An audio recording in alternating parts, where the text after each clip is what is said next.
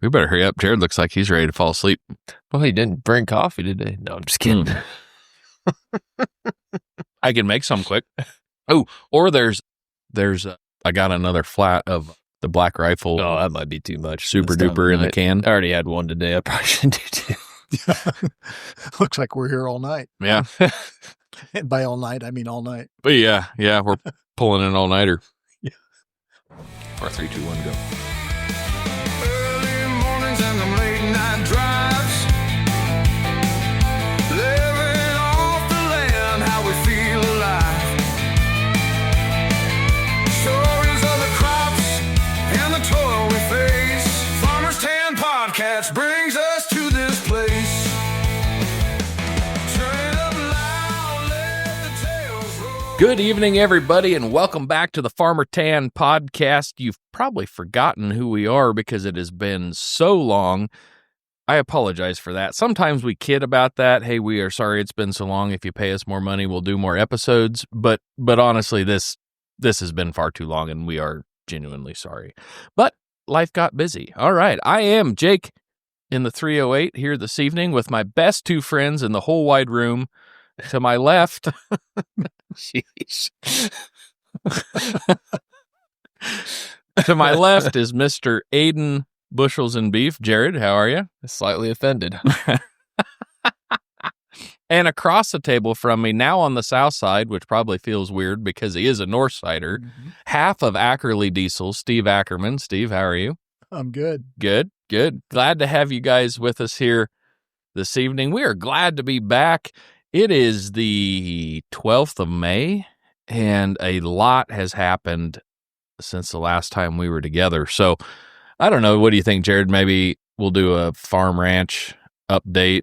We'll kind of introduce Steve along the way. His work kind of fits right into what we do as well. And so, start there, maybe? Yeah, works Okay. All right, Jared, what's going on? I know we worked some calves down there 2 weekends ago. Yeah, I think so. It's been a little while, but Yeah, so calving wrapped up. We did brand them, got them to grass. It's been awfully dry here. I mean, we've missed some good chances of rain. It's not looking good for spring. Pastures don't look great, but the two pastures I went to have a lot of brome, so that's a cool season that usually heads out in June. It's not much good after that, so I decided to go ahead and take them out to pasture and thought, hey, if bonus knocking the brome back, if nothing else. So yeah. did that, been planting. That's almost done. Just kind of doing some custom work for a couple neighbors, and then got the Milo to put in yet. Oh, I do love the Milo. So, see, you're about the only one that has that reaction. Everyone else just kind of throws up a little in their mouth when they mention Milo. Oh, man, I love like it. I've gotten along good. I mean, Oh. last year was my first year and came through. I like it. So Yeah, I do doing some not. more. I do not say that in jest at all. I genuinely love the stuff. Yeah, it's a small crowd. So, but I've found that most people that hate it have actually never grown it. They've just heard things and decided they hate it. It's a generational hate. Yeah, I can understand the open cab combine guys perpetuating that. I mean, that would have been awful. Anything before like a TR70 New Holland would have been miserable probably. But yeah, it's kind of just hearing you talk about it. But you're part of the TR crowd. Oh, yeah. Yeah. So maybe it was horrible even with one. I don't know. Well, we never had it, so I don't know. Yeah. That's probably for the best. But yeah, kind of on top of it with being so dry, I've had to fire up pivots in the midst of all that. Yep. So it's just kind of been getting pulled in 3 different directions all at once, which spring's busy anyway, but usually don't have to worry about irrigating. But you have the first time you fire up pivots, there's always bugs to work out. And boy, there's been a bunch. Yeah. And when you say it is dry, so we pick on our friends in Iowa because they measure in tenths, got 3 tenths of rain, and we we got 30 hundredths, so you got to count that. Yeah. We're about ready to measure in thousandths, Boy, because it's getting that rough. Yeah, so it is. I don't know, but I was going to ask you about that. We've been running a few pivots. I've got quite a few circles on a pivot of alfalfa already. Been running another one on some rye. You guys explain this to me. The pivot will be running perfectly fine, and you park it for the year, and everything is working. And you go to fire it up in the spring. No. Not only does it not work, it not works in a fantastic fashion. Oh, man. And like you might even move it out of the way to plant. Yeah. And it walks back and forth, no problem. You come back 2 weeks later to lay a little water down. I mean, it's a 3-day project. You got to call 7 different guys to come help you. What happens? And I mean, after the first pass, it might not give you a fit the rest of the year. But boy, I don't know. I don't know what it is about that first circle. It takes 3 times as long. Yeah. Oh my goodness, it's miserable. What have you been fighting this time? One's been safety and out for no reason. Just hold the button. Yeah. Yeah. It'll go. I was trying to think what else. Wells shutting off on their own for some reason. Mice got into one panel. Oh, yeah. So it was changing speeds on its own. That was fun. Oh. Then and direction or just speed? Just speed. Isn't that variable rate irrigation? Yeah. It got slowed down to like 3% at one point. So I mean, we got a good soak there. Yeah, that's putting the water on. Yeah. So I don't know. It's just been one thing. Yeah, it's just been about everything. Low pressure drain sticking open, or you flip the well interlock on, it just kills the power unit. Then you're starting all over again, pressuring up, and boy, yeah, good times. I concur. Good times indeed. Yeah. Power units not starting or dying for no reason after they're starting. Just, yep. Yeah. You know, so I grew up in power unit country. Steve grew up back before electric irrigation was really a big thing out here. Well, I mean, I don't mean that disrespectfully. It just, it hadn't moved in yet. That and he's old. So, but just had the mule walking around the circle. Now I'm offended. Hey, we're equal opportunity offenders. Harsh. You know, when I first moved out here, electric irrigation wells were already a big thing. I'm like, you know, there is nothing manly about clicking a switch and pushing a button and hearing that buzz, and that's just it. You know, I mean, we had, you know, big block Chevrolets on propane, or we had, you know, big Perkins and stuff like that. You go through one season of not changing spark plugs, not changing oil, not dealing with Murphy switches, not dealing with things overheating, and you go, yeah, it's all right. I can be manly in other ways. I'll fry bacon with no shirt on if I want to be a man, you know? And so I got accustomed to that pretty quickly. We had some stuff that was so old that we were running cooling towers on them yet. And so we had a 6-cylinder. It was just on one. It was still on a Valley water drive, actually. And it was a 6-cylinder Cummins that was, I don't know for sure. I think Noah used it as a pump on the Ark, maybe. Bilge pump. Yeah, I think so. And then, Grandpa bought it on his sale. But no radiator, no nothing, cooling tower on it. And so you had to fire it up and then run some water in there. And it was, good times. Mm-hmm. Good times. Been there. Yep. All right. The other voice you're hearing, Steve Ackerman. Now, Steve and I, we joke about him being half of Ackerley Diesel. And we will probably get into that a little more later. But Steve and I are avid tractor pulling fans. We've went tractor pulling together quite a bit. And one day we were joking about starting a performance diesel shop and calling it Ackerley Diesel. And so we had fun with that. All of the good ideas obviously come out of Ackerley Diesel. Oh, yeah.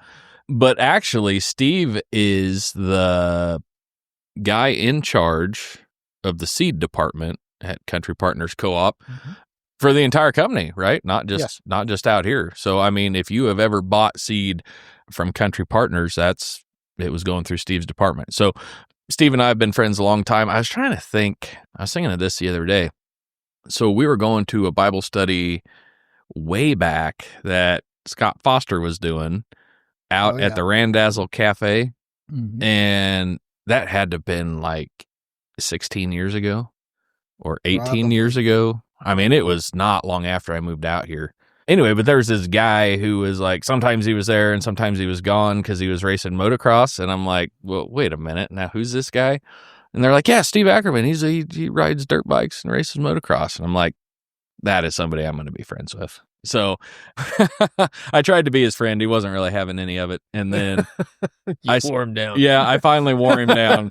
And but we actually we got to know each other pretty good as time went on, and then we actually got to work together at Country Partners for quite a while and ended up being really good buddies. And we've been trying to get him on the show here for quite a while, and schedules just haven't lined up, but we shoehorned him into it tonight. So anyway, that's a little bit about Steve. But so you guys are finally cooling off a little in seed department, or not really?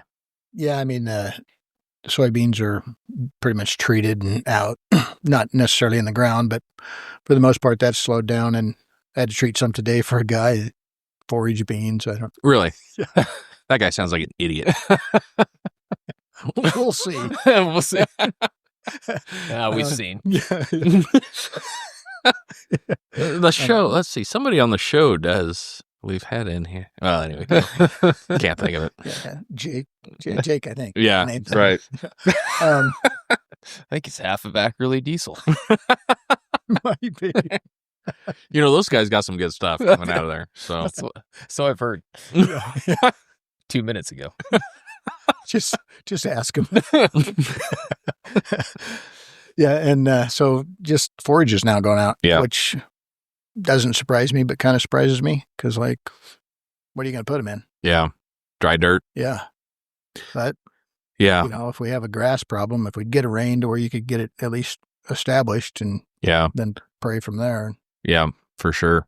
What overall feeling in the row crop world this year is optimistic, pessimistic, just middle of the road? There doesn't seem to be a lot of excitement. Yeah, This is the weirdest year I think I've ever seen as far as guys just not getting excited about, you know, usually you have guys get started and like, then all of a sudden everybody's going and just going like crazy, and it drug out.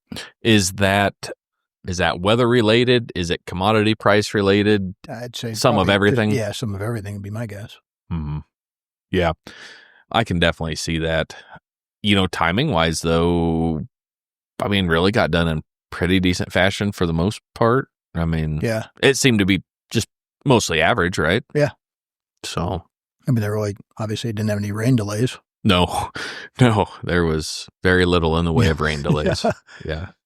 Yeah, and Yeah. I think I've noticed people get a little more choosy about planting window because the way planters are and everything, it doesn't take nearly as long to get it in the ground. It's not the month-long process it used to Right. be. I mean, 2 weeks, a lot of guys can have most of their acres done. So Yeah. I don't know if there's so much the get started early so you get done at a good time. You just, you can get it thrown in pretty quick. So I don't know if there is so much get up and go as soon as it's April 15th, I guess. Yep. Right. Yep. I would agree with that. We were sort of jibber jabbering about that the other day. Aaron and I were, and you know, all these high speed planters just crazy, right? Yeah. You know, we went from planting it, 4 to 4.5, maybe 5, maybe 5.5 if you were really pushing on it. And that was about the top end, at least around here, it seemed for the most part. You got guys planting 8 or 9 now, 10, 16 row planters, central fill, 10 mile an hour through the field. I remember getting a stern talking to one time for pulling the hay rake at 10 mile an hour across the field.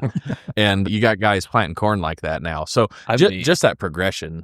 I don't know if any piece of equipment's made a bigger difference in our operation than the high-speed planter we got. I'm still getting used to how many acres we can cover with that. And our country's rough enough, 8's all the faster we go, not because it's all the faster the planter can handle it. We just start getting wavy on AB lines. If we get on side hills, it's just too fast for it to keep on the row. So, Yeah. but Well, I mean, out here- man, Out here in pivot country, you got to be pretty good with your pivot tracks too. that's true. That's a lot of speed to hit a pivot track Yeah. square. Yeah. Yeah.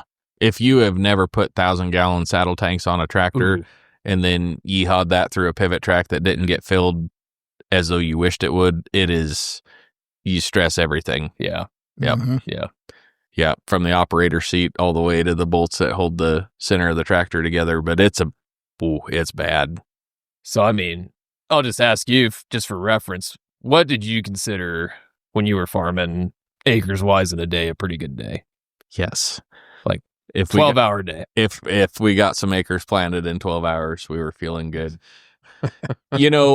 So I was talking to another guy about this the other day. So when we were doing 6-row stuff, once upon a time, I did 110 in one day, but it was a really long day. Like I was ready to go at 7 in the morning, and I think I planted till like 11 that night. They were long rows, and it was a big day. We had a field with 3/4 mile rows, flat square pivot. You know, it was about a 200-acre field. And if I had all of my ducks in a row, there was once upon a time I planted that in one sitting. But it was a really, really, really long How many day. acres you say that was again? 200. 200. So I think if I put a 14-hour day, seed tender, not having to move that far, 300 acres is pretty doable. So it was, I say it was all in one sitting because it was not still the same day. I just didn't quit planting. Yeah. So, Yeah. I mean, like I started in good time that morning. We were basically just putting on like 3 gallon in the furrow. That's all we were putting on for fertilizer. So I wasn't having to stop too much. Like you said, seed tender, everything actually worked right. But I planted well into like 2 or 3 o'clock in the morning to get that. So last year, just the difference in years, it was kind of, you had an early planting window, and then it started raining, and it rained big, and your windows were pretty short. So I remember got some corn in, it rained. And then we kind of had it dried out, and we had about, I think, a day before we had big rain chances coming. Day and a half, I think, maybe. So I decided I was going to try to get all the beans in before that rain came, and I did it. I planted through the night and stuff, but that was just shy of 500 acres I did in a day and a half. Oh, yeah. Yeah. It was nuts. Yeah. I mean, That's crazy. going through the night, but oh yeah, and that's how this one was. I mean, I think I started at like 8 in the morning the one morning, and I got done at 3 in the morning the next morning. And I'll be honest with you, there was a lot of days if we got 50 acres, like you could not get anything to happen right, and it was a fight. You got done at the end of the day and went, well, I got 50 acres. Like, this is ridiculous. But yeah, you watch planting progress maps anymore. It's just 1 week to the next. You see 20% progress made in some states. It's amazing how fast seed can get in the ground. Yep. Yeah. We used to pull that planter. We would pull it a solid 5.5 for sure. And I don't know. Usually if I could get around 150-ish, I was really happy with it. If I could basically get a quarter minus the dry line corners or whatever taken care of, I was usually pretty happy with that. If I got the whole quarter done, then I was really happy with that. But it was, I don't know, just never seemed like it really worked that way. Because I started out the 6 row. I remember that it's an oversized quarter. I think all of it together is like 170. It's an oversized quarter with a little bit of gravity off to the side. 6 row planter, I think I spent 3 days on that. And I got it done in, I was trying to think when I started that this year. It was late morning. I think it was almost noon, and I had it knocked out by 8:30 that night. Right. Just amazing. And you're 12 row now? 16. 16. Yep. Yeah. 16 high speed. Yeah. It's Center fill. Oh man. That's huge. Mm-hmm. Soybeans in boxes, that's a pain. Oh yeah.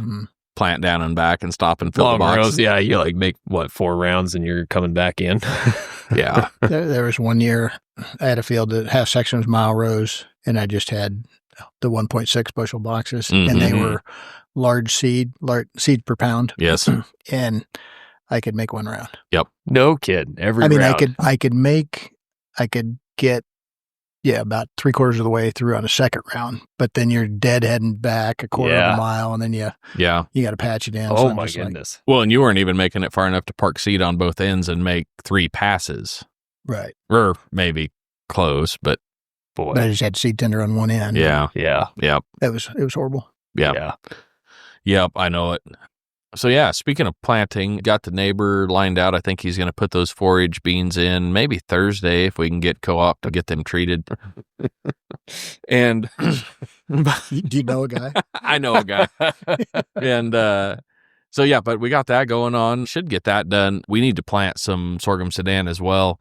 That's going to go under a pivot, so no worries there. But the way grass is looking at the moment, there's rye growing on that pivot. We let some of it get way ahead of us. It was sort of intentional, not exactly. Turned out good because we're going to camp on that for a while. So they may be grouchy about eating it. It's getting a little mature, some of it.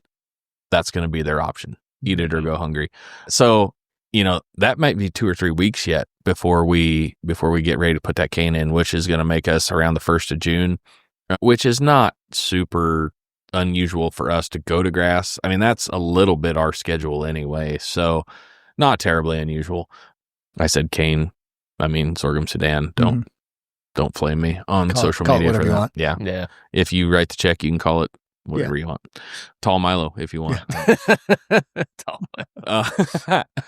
So, but we've put that in the middle of June before, and we can still get 2 cuttings in an irrigated situation off that. So no real worries there. Calving is basically done. I think we've got like a few heifers to go and a handful of cows that are finishing up, but basically done.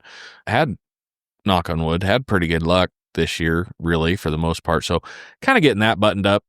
Things at the store were kind of calm for a while, partially because the farmers were farming, so that is starting to pick up now again some, and there's drought talk going on already. We have been visiting with some customers who are just asking questions about like, what do we need to do? How can we stretch some stuff now?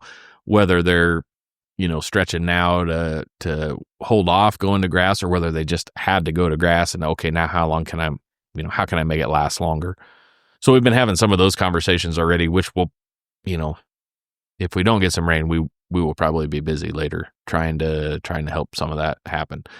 My word of caution, if you find yourself in that situation, you can stretch a week in the spring, sometimes will gain you a couple weeks in the fall. It is much easier to stretch now if you can. So make those decisions, whatever it is. I'm not telling you to come spend money with us. Just get a plan in place. Be ready to react to that, to weather changes and whatever. But so yeah, that's kind of what we got going on our ranch. Today we had the big middle school track meet going on. So Jared, elementary. Oh yeah, elementary. Yeah. Well, yeah. That's probably more what it was. That's probably both. Middle school. K through 6, wasn't it? Yeah, but what is middle school? Is that junior high, or is junior high junior high? Is middle school, right? I don't know. Now I'm not sure. Well, I'm questioning myself. We had K through 6 track meet today at the high school, and so Jared and I spent at least portions of our day there today. Mm-hmm. It was a good day. Yeah, had sunscreen on. I don't see you sunburned. Yeah, I did okay. Yeah, the namesake of the podcast. I'm getting that going. Yeah, I am too. It's getting pretty strong. I know my neck. We were fencing over the weekend, and I've been either wearing a sweatshirt or a collared shirt so much. We just really haven't had any warm weather. Saturday was finally kind of hot, and did that for most of Saturday afternoon, and got the pickup to come home and rub the back of my neck, and went, oh yeah, yeah, that's crispy just a little bit. So. But yeah, we were up there. Tanner went ahead and won 6th grade high jump today. Nice. So nice. Yeah, that was fun. He kind of comes from a line of high jumpers. So his mother was state champ high jump a little bit there, and his dad has jumped before when necessity calls for it. Off the tractor step. Yeah, up when on the spider gate. Gets close. Yeah, that kind of stuff, right? And hey, some of those look ominous, okay? And in fact, you know what? Being you brought that up, and I'm looking for your guys' opinion. I think I will take a snake over a spider. No. I think. No? Depends on the snake. Yeah. So here's my deal, right? Like, so my brother, when he was in high school, got this spider bite like on his arm, and it got pretty nasty before it got better. For the most part, you're not laying in bed sleeping, minding your own business, getting bit by snakes, right? Like if you get bit by a snake, you either were messing with him when you shouldn't have been, or maybe you surprised him or what. But I don't think anybody surprised this spider. I think spiders are jerks. Like, I mean, they're just wandering around looking for people to bite because they can, right? Like, hey, this guy's sleeping, I'm going to bite him. The spider bites are just an inconvenience. I mean, snake bites are a little more serious. Well, yeah, but brown recluse is nothing to, Do we have those? I think so. Okay. I actually don't really know. For sure we probably do. I think we probably do. Black widow, tarantula. Okay. Yeah, right? Yeah, just ask Marv off Home Alone. Yeah, see? Pretty serious. Yes, that's my exact point. Is that what you do when brown recluse is coming? So I don't like a snake to surprise me, really. But if I know they're there, I'm okay with it. Even if a spider's there, I'm still not okay with it. I don't know. Just the way it moves unnatural. Spider or snake? I guess both. Yeah. Fair point. Right? I don't know. I still go back to, we've argued about this multiple times, but I'm like, hey, it wasn't a spider that deceived Eve in the Garden of Eden, so. You're right. That's a good point. But I bet that apple had a spider hiding in it. Well, I'm making the assumption it was an apple. I don't think it clearly states. Oh, it just says fruit. Right? Yeah. Off a tree, and everybody assumes apple, but. Probably got spiders from Original Sin. I would think. Well, Yeah. Weeds and spiders. Everything from that. Yeah. Weeds and spiders. And painful childbirth. But Mosquitoes. And mosquitoes. Yeah. And working. And work. Yeah. Well, yeah. Toil in general. Yeah. What? I don't know. I think you're probably right. Let's just say no spiders or snakes, either one. And then Okay, that's fair. Have you ever looked at a schematic, though, about how spiders operate? Like, they use a version of hydraulic power to extend their legs. Whoa. It's more of a hydraulic style. Really? I think so, yeah. Okay, well, I like them a little better now. Yeah. Well, I mean, I don't know if that's any reason to like them, but Well, I mean, aren't we all that way? I mean, you have blood going in your muscles. And It's kind of hydraulic. Huh. Yeah, kind of. What? I mean, I'd sort of like to refute that, but I don't know how. I mean, yeah, you're kind I'm of. just throwing it out there. I mean, you're kind of right. I don't know. Yeah, Write the Farmer Tan podcast and let us know. Are you hydraulically operated or not? If you've seen me run, you would argue I'm belt driven. A lot of slippage. A lot. Some Wheeling. smoke. Yeah, some smoke. Freewheeling downhill. Squeaking. Yeah. We can tell you warm up. Yeah. Yep. That is probably fair. Need a little belt dressing. Maybe it's because I grew up on a dairy farm. We always had belt dressing around. Yeah, and I remember asking somebody for that one time, and they're like, what do you mean? And I was like, you spray it on a belt, it like conditions it, helps it grip, and that. And they looked at me like I had 3 heads. And I thought maybe we just ran belts longer than they were supposed to. So a little belt dressing would keep that going. I don't know. Well, you ran out of room to tension it anymore. Yeah. Stretched it that far. So That you is need to depressing. put some dressing on it so you can Absolutely. run it longer. Yeah, or maybe you put a bigger pulley on the idler pulley. Oh, Well, yeah. We've done that maybe before too. Or maybe you're not even running the right belt at all, but it's still working. So You got the A belt and the B shiv. yeah, right. Or vice versa, At some point, that larger belt will wear into that Oh, yeah. shiv. Yeah. So you So should be belts fine. aren't that expensive. What are we doing? Like, all of your fixes seem more expensive than just getting a new belt. Oh, no.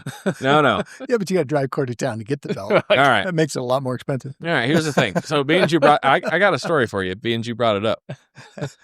So back in the 90s, my dad and I, we went to a farm sale somewhere. And I don't remember what we were looking for, but the guy ran the same combine that we did. And there was a pallet, several pallets, and kind of a pile of belts, of brand new belts.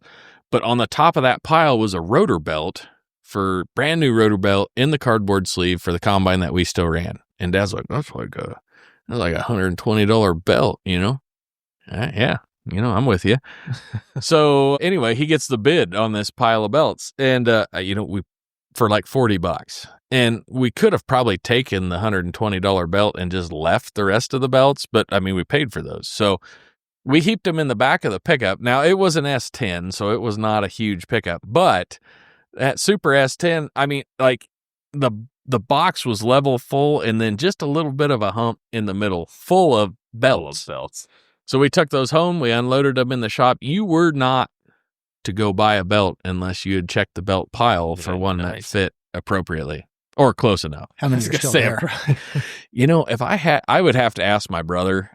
They may still be using belts out of that pile. They probably don't last as long now, a little dry rotted, but I need some belt dressing. Yeah. Right. See, you're starting to understand. by the case. I know for a fact I put 3 belts on the air compressor that come out of that pile, so I have no idea if any of them were appropriate. Wonder why it went through 3. Hey, strange. But it worked, at least for a while. Well, you're pretty hateful for a guy that, like, I'm sorry, Mr. Fancy Belt guy. You got a belt? My belts have right rhinestones. All right, we don't cheap out on belts. Don't put lipstick on that pig. Oh man, why can't we just run stuff with chain? Right? Then we wouldn't have any slippage. You talk about a pain when something breaks, though. Ooh, can you imagine an air compressor that was run with chain? Oh man, there's not enough John Deere chain lube in the world to keep that thing under control. I think my favorite thing, seeing a chain that doesn't even bend and just spraying some chain lube on it, pretend like it's going to work itself into shit. That'll be better. Or the one bent link that just runs that way, like it won't straighten out. It just runs with that. Like that's how you take up slack. Yeah, right. That's true. Yeah, you got. Just my favorite chains are the ones with 2 connecting links and 3 half links. Just like it fits all the needs. I feel seen all of a sudden. That'll last a long time. So we ran international combine, all that fun stuff. For whatever reason, even late international still did not have a variable speed drive feeder house or corn head setup. And so the only way to change the speed on the corn head was to change the sprockets on the corn head. So we had a full set of sprockets that we could go, low, medium, high on the corn head with, but we did not have a full set of chains, like to switch the chain with the sprocket. We just had the chain that you're talking about. And if you knew which connector link to take out, then it fit the next size down set of sprockets. So when the big sprocket was on the thing, it had like 3 connecting links and however many half links. And you used high so you could pick corn at 7 miles an hour. Oh yeah. 7.5. Yeah. It was we had a 2366 and that thing ran big. So we weren't, just as hard as it'd go. And, yes, good times. Oh man. Yeah. Well, anyway, along those notes, and we're kind of joking about machinery and whatever else, but where we were talking about how far planters have came, but to some degree, we have got to continue probably on the speed side because we are almost physically big enough that they're becoming somewhat of a problem to get down roads with, depending what part of the world you're in, whether you can flex enough on the terrain you're in, we see stuff on the internet all the time of guys running like humongous seeders, air seeders or whatever. Around here, that's just not an option. It's not fitting into our geography real well. So what is your guys's, how is that going to go in the next 10, 15, 20 years? Are we going to continue to get faster? Are we going, I suppose for the sake of argument, autonomous, and we can go back to slower stuff that runs longer? What's that look like? So when I first texted you this, what popped into my mind is I went over to do a dry land field. It was 18 acres. And the neighbor who rented the ground across the road had a new planter. He has a 48-row planter now. And he was farming a 30-acre gravity field with it at the time, which gravity, you can only farm it one way. You got to farm it with the way the water runs. Right. So you can't make your end rows. So he had to pull up, back it around to try and get it straight because, it's got to be straight or when you ridge, you're going to take it all out. Mm-hmm. So on that 30-acre field, he was, looked like he's just getting going when I pulled into the field. I unfolded, planted that 18 acres, was folded up and out, and he was about half done with that 30-acre field with a 48-row planter. I had a 16-row high-speed. So essentially, we got the same amount of acres done in the same amount of time, and he had 3 times as many rows. Right. So I'm like, what are we doing here? Farming odd shape, small fields with a 48-row planter just for the sake of saying we have a 48-row planter? Yeah. I mean... I assume drawbar pull? Yeah. Yeah, 4-wheel drive tractor. I think there's situations like here in the valley, square fields, flat ground. Sure, go as big as you want. You can plant your end rows. It's all going to be the same, but there's not a evenly shaped field anywhere. You got odd point rows and everything. When equipment gets that big, you're just costing yourself whatever time you're thinking you're saving just doing point rows and ends. And so was his a high speed? No, he was puttering. Yeah. So I mean, even if he was out on a full quarter, he's not running 8 mile an hour probably. I don't know, because that field was probably short enough. By the time he got up to speed, he'd be slowing down again. So yeah, it's hard to tell. But man, that thing was massive. Yeah. It's such a small field. I think that's what, excuse me, what guys are doing. I think they've gone from the 24s to 32s, normal speed planters, and gone back to fully mounted 16-row high speed, because you can turn around, you can get wherever you need to get, and you can just cover the same amount of acres or more. I'm kind of an outsider looking in here, but it seems like instead of guys here going to bigger and bigger planters, they've stopped at like the 1624 and just got a second one and just run two of them. Yeah, instead of, just getting bigger and bigger planters, they just like, well, shoot 2 16 rows faster than, 136 row or however many. So yeah, and I think you do see a fair amount of that. There are parts of the world for a fact that don't know what the things hanging on the back of the tractor are, other than just to bend PTO shafts on the grain cart with. Those are 3-point arms is what they're called. And I know you're thinking now like, oh yeah, if you have a tiny shredder, that's what you hook it on if you're going to need to go shred road ditch or whatever, here's the thing. In this part of the world, though, actually a lot of farming gets done with 3-point equipment. Like Jared said, we're running 16-row planters. They're all mounted. Not everybody out here is mounted, but a lot of them are fully mounted. If you are not in a part of the world that knows what strip till is, we strip till a lot out here. Think of it sort of as like a ripper, not really, but kind of. A lot of guys are running a knife that they can put fertilizer down. Behind that knife is a rolling basket that can, conditions that strip. Ahead of that, they're running some sort of a row cleaner like you'd run on the planter, or some side of a sort of a coulter to help split the trash. And basically what we're doing, we're moving the trash, we're doing some tillage just in that strip. When you come back with the planter, you put the planter right on that strip. It's sort of the best between no-till and conventional till. Mm-hmm. But that's all mounted. Not all. I know there are some guys, what's up, Clark, if you're listening, that are pulling drawbar strip till machines, but a lot of guys are still running mounted strip till machines. So, I mean, we use those tremendously. We are not kidding, not calling out any tank manufacturers or anything like that, but I mean, we're not kidding. We're mounting a set of saddle tanks that's carrying 1,000 gallon. Yeah. 1,200. Those new side or Quest. Yep. Yeah. Side Quest or whatever. Yeah. 600 a piece. You probably have heard about this at trade shows. We are the people that are splitting tractors in half out in this part of the world. 16 row. Some guys are pulling Montags behind that with dry carts on them, carrying 1,200 gallons of fertilizer. And just the center bolts between, what would be probably the bell housing and the transmission. We're stretching bolts. And I mean, if you want to break a tractor, bring it out here. We'll see what we can do for you. It's a lot of weight. It is. Our 16 row planters, purely 3-point, no lift assist. And that thing makes me cringe if it rocks. It's just, that's a lot of weight, especially when you fill the center fill. Like, it gets a little light on its toes in the front end for sure. And I think a little bit for that reason, you're starting to see a few people go to articulated tractors again, or large track tractors of some sort, because you can safely carry large quantities of fertilizer.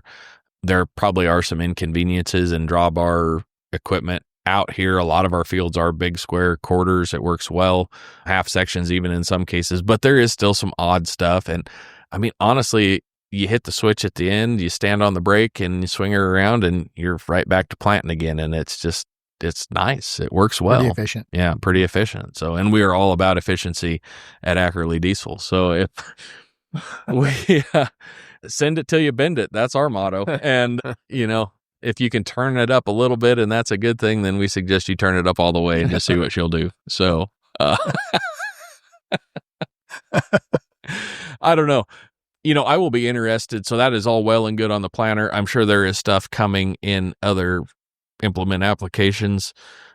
Harvesting, to some degree, there is such a dance that goes along with that But have you guys noticed the mother bins starting to show up a little bit around here? Or, I mean, in the Midwest, we'll say. The real Midwest, not Ohio. Because that's what, when we're talking about big equipment, you're not seeing it so much on the harvest side just because we're limited on manpower. Yep. I mean, combines are already efficient enough that in high yielding corn, probably 3 trucks is what you need to keep that combine rolling. And now you're starting to get into the X9s. What is the case? A11s? Is that what they're called? Yeah, the AF. Yeah, AF11. Yeah. So those are boasting, man, I can't even remember the bushels an hour, over 6,000, I think. It's like a John Deere and a half. Okay, so now you're talking, if it takes you half an hour. He didn't even laugh at that. Well, I'm thinking. He's just ignoring us. So it takes you a good trip to the elevator is probably a half hour from field in and back if you're close and there's not a long line. So at 6,000 bushel an hour, now you're talking, let's see, how many trucks would you need to keep that going? Well, 3 if you load them heavy. 3 if you load them heavy. So that's if close and everything goes well. So that's 3 truck drivers plus 1 big grain cart driver. Oh, yeah. If you get any further away or any longer lines, you're adding trucks, you're adding grain cart drivers, which are hard to find anyway. Yep. So who can run much bigger equipment when you can't find the people, or you're going to have to buy 2 more semis? Yeah. That takes a lot of the efficiency out of the equation. So we haven't seen the explosion of harvest equipment yet. I think kind of because of that reason. Yeah. And I've heard a couple people say they went to 16-row corn heads and it was just too much to watch. Guys were hitting stuff with them. They went back to 12. So yeah. And to your point, we have already got combine capacity that exceeds our ability to get the grain away from the combine. There's so many bottlenecks. And so, there's some of these guys, I think they came out of Australia originally, those mother bins. I mean, they're holding like 5, 6, maybe more 1,000 bushel. It sort of just looks like a ridiculously big grain cart. That doesn't move. That doesn't move. Yeah. It's mobile as far as being empty. You pull it to the next farm and then it just sits at the end of the field. It is another step, but, grain cart shows up, dumps, leaves. Truck shows up, he loads himself. A lot of those are remote controlled. They got an auger on a turret they can actually reach across the road ditch with, or a greater ditch if you're from eastern Nebraska. And, a lot of those guys are loading themselves. So you do get away from that bottleneck of everything has to be timed out. Just delaying it?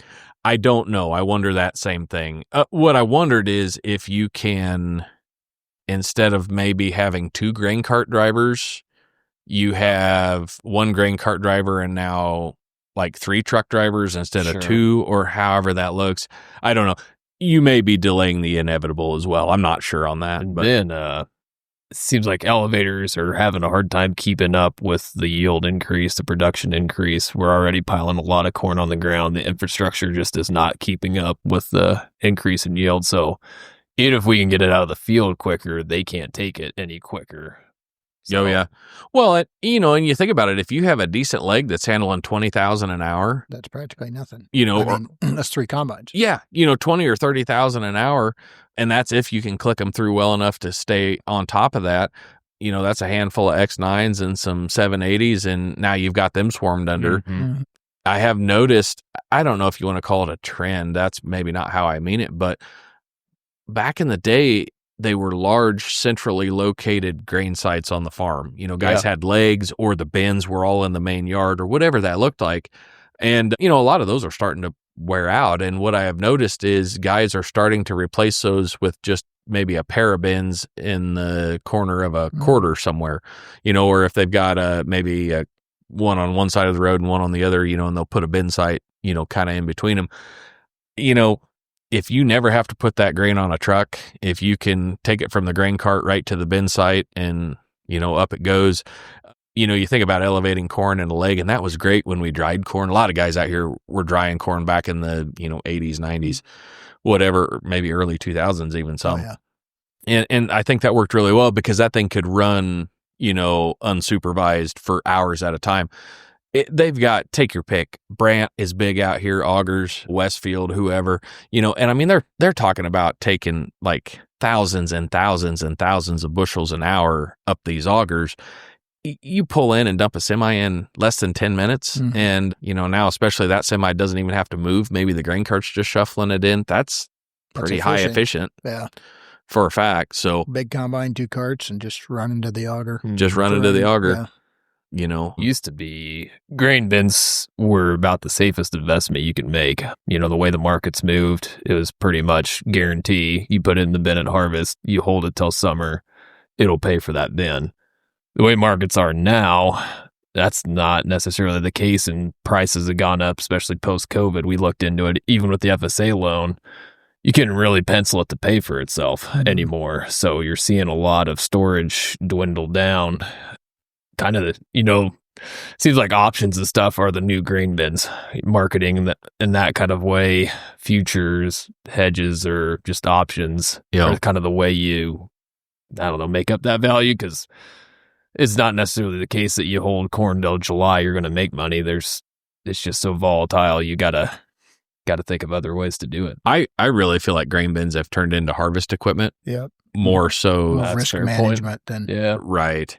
With that in mind, grain baggers kind of came, and I don't know if they've dwindled, but it seemed like there for a while, there was a new grain bagger getting sold pretty regular. I don't know if that is still a thing or not for sure. We kind of have some experience with that, and I really liked it. The only downside at all was if you put it in at 17.5, it came back out at 17.5. Like, you just had no way to blow air on that. So you had to know that, but we picked an enormous amount of corn and milo. We actually did milo, and we did some beans too, but just a tremendous amount of grain with a combine and 2 grain carts, because the bagger just ran and you just poured it in at the end of the field. What I will say is when it's time to go pick it back up again, that is not as easy as pulling up to a grain bin. Harvest site is easier, maybe getting it out if the weather is fit. Like this year would have been great. If you're looking at snow or mud conditions, that is not ideal. But, 6 of one, half dozen of the other. The bags are a little pricey though, aren't they? Yeah, and I don't remember what that is. I thought at one time it was, I'm going to be clear off. Somebody that actually knows, you can go ahead and reach out. I think it's like 8 cents a bushel. I was going to say 8 to 10 is kind of that's what I was thinking. It was 8 to 10, and just for the bag, not the equipment. Right. I thought it was 8 maybe while we were doing it, but I'm sure that's maybe went up some now. And then you have to dispose of the plastic and all that. I mean, it's not an ideal situation in every application, but in some situations it was helpful. So I don't know. I will be interested to see how that goes. Jared, are you laying most of your fertilizer down strip till machine ahead of time? Yep. It's amazing how much we've changed the fertility in the 10 years we've been farming. Now it's strip till, which we were kind of we set the mold knife down probably about that 10 to 12 inches depth. So we're decently deep to try to break up compaction, and we're kind of tighter soil. And we would put one tube in that would be about 3 inches below the surface, and one that'd be about 8 to 10 down. So we're kind of dual zone it. This year we switched to kind of just putting it on the surface. My wife, Molly, works at Nutrient. She's sales agronomist, and kind of seen some research that most of your nutrient uptake occurs in your top, I don't know, I think it's 2 inches of the soil. It's a high percentage. So try to keep it more on the surface. Then herbicide application, put some more on in that. And then we do fertigating through the pivot on where we can. So trying to spread it out, keep it more on the surface, where when we first started, it was putting majority in the strip till, not so much in the herbicide, and we weren't fertigating. So it's always adapting, trying to tweak that, make it more efficient, especially kind of the way fertilizer prices have spiked. It's not so much just put extra on and have an insurance policy. You got to make your amounts count a little more. Yeah, right. Steve, you were probably big on anhydrous side yet? Or were you doing liquid way back? We started liquid probably it was about the time my dad died, so early 2000s. Okay. We switched over. Prior to that, we were pretty much all anhydrous. Yeah. This was big anhydrous country out here. Where I grew up was big anhydrous country. In fact, it still is, although they are starting to shift to liquid. But I guess where I was going with that is, you were probably, what were you putting anhydrous on with? Like you had a Case IH Magnum, or what were you pulling knives with? Yeah. Had a Magnum. Dad had he had a New Holland Genesis So yeah, between the two, yeah, we were 36-inch rows, so we were putting it on every 18 inches and ridgetail. So yeah, and you were probably, I mean, it was a good day to pull them 6 mile an hour all day. We would tweak tractors. Oh, really? A little more than that. What do you mean? Just, we had tools that we could use. Okay. All right. You put a high performance tune in them, you're saying? Yeah. We got, what's the company that tunes them now? Yeah. Back then it was Echo Tune. Yeah. Yeah. Back then it was a snap-on 10 millimeter wrench and a flathead screwdriver, and you could put a lot more smoke in the pipe. But with that being said, things have came so far. My brother, he has done a fair amount of custom anhydrous for a long time. He went and bought, and I don't know how big he is for sure. I think it's like a 30-foot bar maybe now, or maybe it's bigger than that. Colder bar, liquid injection bar. Aaron and I used to do a lot of that. The dry programs have came a long ways. Anyway, just saying, you can fertilize a big chunk of ground in a pretty short amount of time and not burn a lot of fuel compared to when we were pulling tanks and, putting anhydrous on. You probably never got in on that, Jared. Yeah, I remember kind of riding with Dad when I was younger. I always thought it was the neatest thing when he pulled out of the ground, little clouds that made it going Clean behind your there. sinuses out. Yes. Yeah.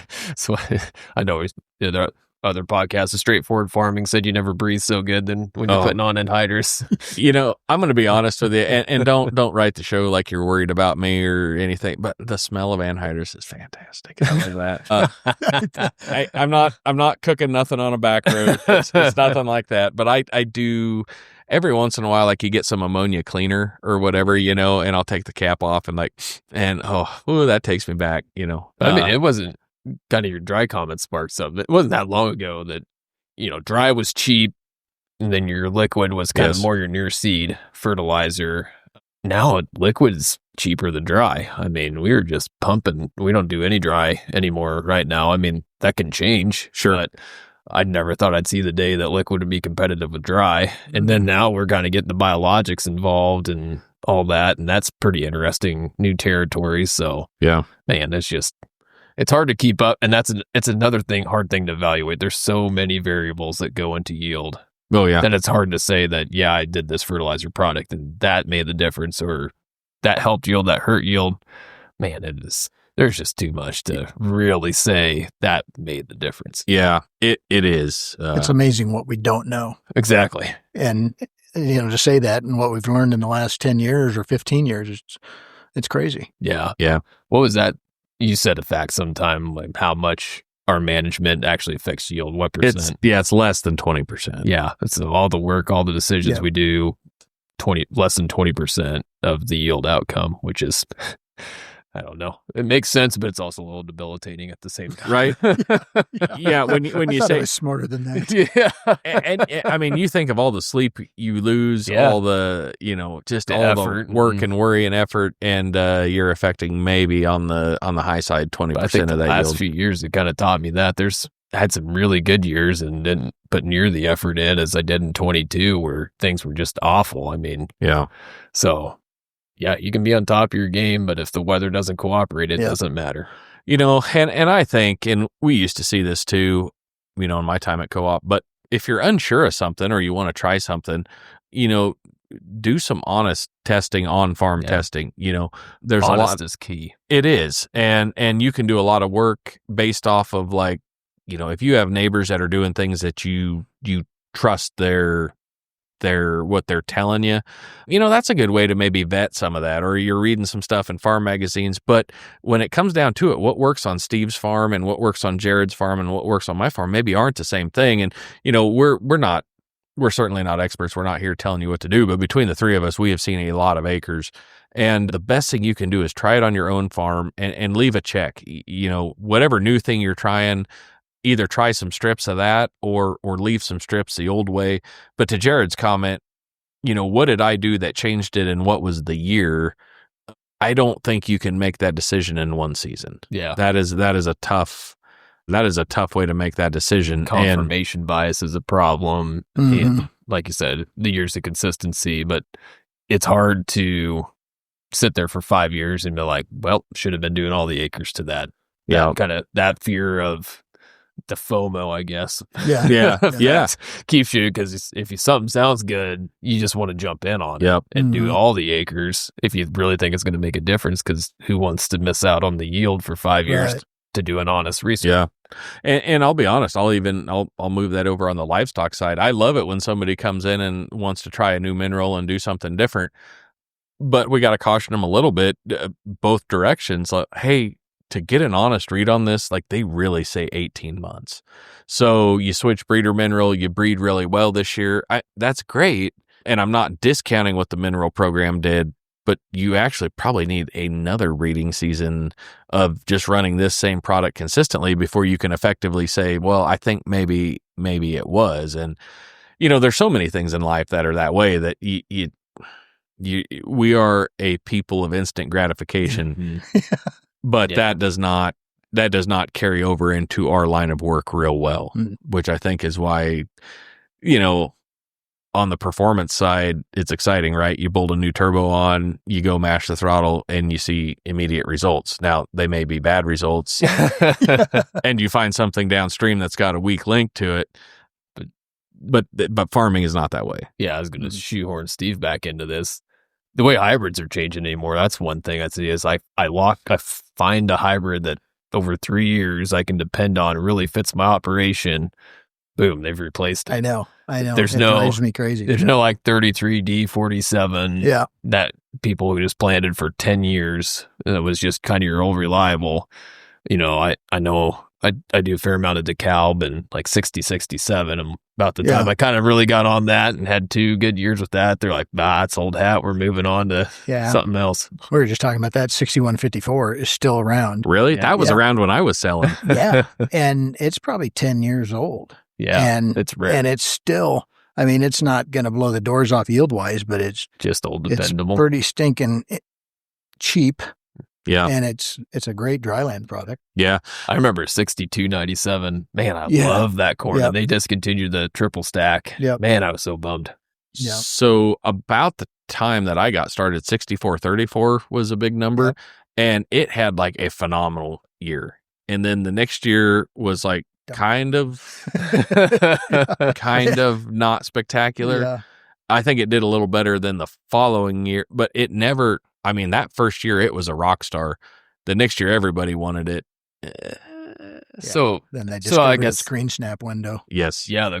The question kind of is, how do you kind of guide people knowing stuff's going to revolve quick, not pushing them? I mean, recommending the best new hybrids, because I mean the genetics are phenomenal, right? With such limited data, I guess. How do you manage that? I just kind of tiptoe into the new stuff. I mean, because first of all, you can't, the first year it's not, supply is pretty limited. Oh, okay. And then just stick with the stuff and. So I'm going to be a little ornery here, but if you're looking at a hybrid with a 3 to 4 to 5 year life cycle, it's hard to tiptoe in. Yeah. And then, especially if one has a good year, there could be that bounce. I can think of 2 hybrids off the top of my head. I don't know if I need to slander or anything, but they can if you want. They did really good one year, and they got pushed hard, and whatever the next year was, they struggled. And, so it's just like, how do you get this hot new hybrid? How do you kind of pump the brakes, but yet it's your job to get it out there, right? And knowing people want to capitalize on that if it's only going to be around 5 years. You don't want to miss a good year. Yeah. Well, and it seems like the products that are really good stick around a little longer. Okay.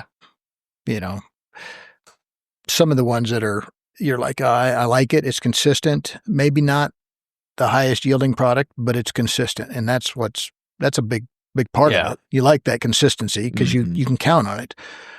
Sometimes they're like, we got something better. Like, well, I kind of like what we had. Let's not jump into something. So do you ever run into this situation where we're on the Western Corn Belt, different set of hybrids work differently than the main Corn Belt? But are there some hybrids that just are working out here, but they get shoved out because the headquarters in Illinois, it's not doing so good for them? I don't think we see that so much out here. I think you've got a different business unit when you get out west. Okay. I can make some predictions. I'm not going to go into numbers, but I guarantee you there's going to be some products that have been out for 3-4 years now that this is going to be a good year. just Okay. because there's Western hybrids and Eastern hybrids. Yeah, I agree. And when it's dry like this, there's two products that I guarantee are going to have a phenomenal year. And guys have kind of gotten away from them because they had a great year, I think 2022, Mm-hmm. and everybody wanted them. And then 2023, 2024, they were good, but not, they didn't knock your socks off. Yeah. But if we stay dry and hot, everybody's going to want them again next year. And it felt like they're kind of coming back around, but it seemed like not too long ago, seed companies were in a phase that if it wasn't a top yielding one, they were kind of shuffling them out. They were just pushing high yielding, what was working in the best climates. And it was getting really hard to find that drought hardy under irrigation that could, consistently yield year after year. Like I said, I think there's some coming back, but did you see that, or is that? Yeah, I think you see it all the time. All the companies. Not to bash Pioneer, they're a great company, but I think they tend to focus on just that. They just want the highest yielding. It's not a bad thing. Yeah, everybody wants high yield, and they're not the only company. Everybody wants that, and everybody's got a great product. 1 year, 6434, great product. The next year, like, oh, well, I guess we found its weak spot. Mm-hmm. Back in the days of 801 Pioneer. Everybody should have planted 1/4 of that every year, because when it hit, it was going to be off the charts. And when it missed, you're going to be calling your insurance agent. Yeah. So but it's one of those things, like you had to try it. You had to plant it because it was so good when it was good. Another thing, kind of with the seed, since you offer multiple companies, I guess it's my thought that utilizing different companies' top performing hybrids is better than just kind of lumping everything into one company and getting the volume discount. I don't know what your thoughts are on that. I know seed companies throw volume discount to dissuade you from doing that, but I just have a hard time believing the top 2 hybrids, say in DeKalb, and getting the top 2 in Pioneer is better than just getting 6 a Pioneer. You can't tell me the 6th best Pioneer is going to do as good as this second best of DeKalb, I guess. Right. Yeah, I agree. But Pioneers are outstanding marketers. They really are. Yeah. They do a great job. I'm going to throw another angle at you. Something that, and depending where you're listening at, you may deal with this as well. Out here, it's a big Frito market. Right. And so much of our corn needs to be Frito approved hybrids, not because everybody needs it, but a large amount of guys do need it. What I found when I was selling is a lot of guys, even if not every acre needed to go to Frito, every acre was Frito corn, because you never knew when Frito was going to buy overage, and you also never knew when there'd be a weather event and you'd smoke a couple quarters with a hailstorm and you still needed Frito corn. And so not every company was big in the Frito market, which I understand. That made it a little bit difficult to sell certain companies, because sometimes you're talking about 2 or 3 of their best yielding hybrids. They may only have 2 or 3 numbers that were even Frito approved, and they may not be specifically the best. Now, that's probably changed some now, but, a few years ago, it was kind of that way. Yeah, it's still that way to a certain extent. Yeah. I know people like to gripe about how expensive seed is, but every seed company has, the development in seed genetics has just been phenomenal. It just keeps blowing me away, the advancements they're making. And it wasn't that long ago you couldn't do many years of continuous corn on dry land. It just wouldn't hold up. Now Echo Follow is almost dead. Yeah. Because it's just the corn can do so well with these drought tolerant traits. So I don't know. My hat's off to the researchers and development. Every company, the things they can do with genetics, it's just, I don't know. It's super impressive. I respect those people a lot. Yeah. And it, like you said, you complain about how expensive it is, but you look at the amount of just what goes into a hybrid and how long it takes them. It's a lot faster now than it was 20 years ago, and then not only that, but if a box or a bag doesn't get planted and they know they're going to have that product next year, it goes back, gets dumped out of a box, gets dumped out of a bag, gets reprocessed, re-cleaned, everything, and gets rebagged. Does it need to? I don't know, but they do it. And to make sure you've got that product is great. Yeah. The next year, even though it was a year-old product. Yeah. It's just, I don't know. It's phenomenal to think about. Just we talk about hybrids going revolving, but I think it's just because they're advancing that fast. There's the hybrid I walk into and go to the seed guy. I'm like, yeah, I've been happy with this. And like, oh man, we've got this one that's replacing this. And boy, it's like, yeah, we love that hybrid too, but this one's even better. Yeah. And you usually, they're right. So yeah. Well, and I would say if you live somewhere close enough, so out here, we're super fortunate. We've got the Bayer Research Farm Water Utilization Center out here. If you have an opportunity to get to go on a field trip to one of those places, do it. The amount of stuff that they are testing, playing with, some of it is all stuff that makes sense that you would expect. Some of it is really off the wall stuff, and they've come up with some really cool stuff from that. I know the guy out here that has a large hand in this one, and some of the things he does is really cool. So if you're close enough, you have an opportunity, whether it's your seed dealer or your agronomist or whoever is taking you on one of those trips, go on it. It's really cool, the stuff you can learn. I kind of took that for granted when I was working at Co-op a little bit because I just had access to all of that. Not taking it for granted like I didn't do it, but just like, oh, maybe not everybody gets to come see this at the same level. And it is amazing. It is really cool. So it is. Yeah, absolutely. All right. Well, hey, how about we do a little BSB? Okay. Are we feeling? Wait, I got something. Okay. All right. How about a restroom break? A restroom for break. the old man. All right. We're going to hit pause on that. We're going to go grab a glass of water and we will be right back. All right. Yeah, we're back again. And, hey, I thought before we went on, while we were still talking about seed, but I had that thought. NK28B4s was a soybean that existed way back in the old days. It was probably like the second soybean that ever got invented. But we used to plant a fair amount of those because they'd always dry down and they would always, you could always cut them early. And man, I loved those. It was kind of a sad day one day when they didn't exist anymore. Not picking on anybody, but they were, what was the Y series? Like they were 92 Y70s or something like that from Pioneer. They were not great. Even the Pioneer guys will tell you they weren't great. But when they came out, they were supposed to, ready to yield, and they were not. They were not. So we planted, I think it was those because they should have been like a 2.7 and those 28B4s were, like a 2.8 or whatever. Planted half a pivot to one, half to the other. And I mean, smoked through those NKs like it was nobody's business, and then got tied into those Ys. They were green and they hammered in the combine, and then they didn't yield on top of that. And seed salesman, he come out to right around. He's like, so what do you think? And I'm like, I don't think much of them. Try again. And he's like, yeah, I've been getting some of that. And I'm like, I mean, I'm not upset with you, but I don't want these again. I slugged the combine so bad on a set of those. We were working on it. They were talking some weather coming in. So we wanted to we were about done finally. And anyway, another hour.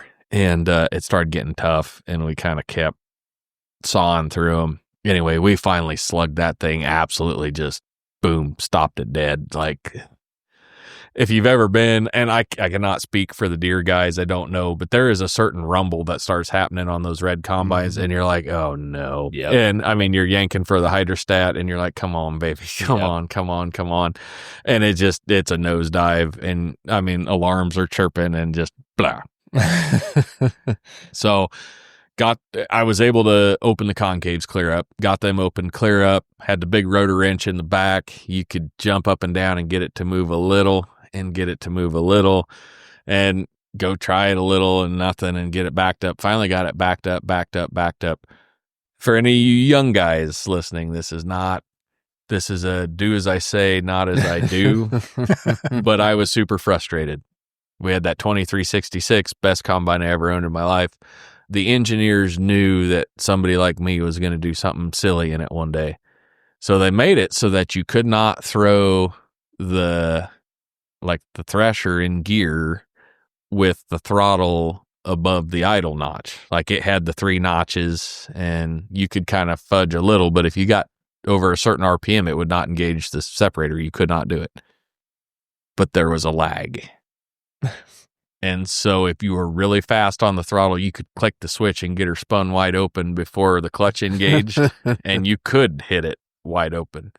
And there was a big bark and a lot of rattling, and it come all the way down to about 850 RPM before it got its wind, and we shoved them out the back, closed the concaves back up, readjusted our speed a little bit, got that field of beans done.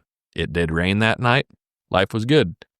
About 10 days later, we blew the rotor belt out of the thing, picking corn. And Really? you just Wonder put why. some belt dressing on And- kept going. yeah. Put a Yep. bigger idler pulley on. We just it. put a bigger pulley on, and Got on the sale of 25 years ago. And yeah, and we didn't, we had a couple of V-belts that we just put in place. It wasn't one solid 5-rib belt. It was just, you just doubled it up on a pulley. 'cause yeah. It was too long. we put a twist in it so it'd stay. Jesus. Anyway, just picking corn and blew rotor belt out of the thing, and like, I wonder what happened. And I think we ran that combine I don't remember, 3 or 4 years. But I mean, when that rotor belt came apart, it came apart big. And Easy to get off then. oh yeah, there was nothing to that. But we were picking little chunks of rubber out of the engine compartment of that combine like the entire time we owned it. I mean, it just disintegrated. It threw belt everywhere. So anyway, don't do that. But if you're desperate, you can. All right. So BSB time. Hey, if you've been following along with us here in 2025, we do have an official sponsor for BSB, and we appreciate that very much. We got Fits It Ag Works down there. See Ben and the good folks in eastern Nebraska if you've got any problems on ag leader type stuff, and not that you would have a problem with their stuff, but maybe it's just a little beyond what you can troubleshoot, or maybe a new install or anything like that. Certainly go see Ben at Fits It Ag Works and see if they can straighten you out. Jared, if it's broke, Fits it. And also, I think he is doing a little wrenching beyond that. So, if you got, I don't know, if you got the old maybe hand tractor around, just needs refreshed a little bit, or a TA put in it, because honestly, if you're running a red tractor with a TA, it's out. And get it down there to Ben, and maybe he can put you a competition TA in that thing. It'll hold together for you. So It's either anyway, out or almost out. yeah, it's either out or almost out. And luckily, when they went out, though, they were usually still good on the high side. So, I mean, just turn the screw up. You don't need the silly TA to begin with. Yeah. So we appreciate that very much, Ben and the good folks down there. Thank you for riding along with the Farmer Tan podcast. All right, Jared, do you have one that's burning a hole in your pocket, or you want me to take a run at it, or? No, either way is fine. Okay. All right. Well, I'll take a stab at this one. Okay. If this ends up being a decently long episode, we'll put together maybe another one here later. Okay. All right. So BSB, Steve, you're kind of familiar with this. Buy, sell, burn to the ground. You know how that goes. Those of you listening at home, feel free to play along. Today's BSB is going to be on footwear. Footwear is today's BSB. Your 3 options. I'm going to try to make this somewhat generic because I know we don't all quite, see it the same way. Your 3 options are tennis shoes, boots of any fashion. I will accept work boots, cowboy boots, et cetera, and then anything else. But in my mind, I'm thinking things like Crocs, sandals, slippers. Dudes. What's that? Dudes. No, yeah. Yeah, anything that's not a boot or a tennis shoe. All right. So that is your options for today. BSB Footwear Edition. You got it? Got it. Go ahead. Oh, you mean you want me to go? Yeah. Oh, hey. Sorry, I assumed you knew how this worked. Yeah, would you like one of us to go first? No, And that segment was brought to you by Fits It Ag. Fix it, Ag. We have it in our mind. If your guidance is a little slow, stop it. So to those 3, yes. All right. There you go. Okay. So you and I have talked about this because, much to your dismay, we think alike. So there's got to be context. Thank you. So- Thank you. Here we go. Okay. I have We'll just- actually got a no context answer prepared, but I love every minute of this.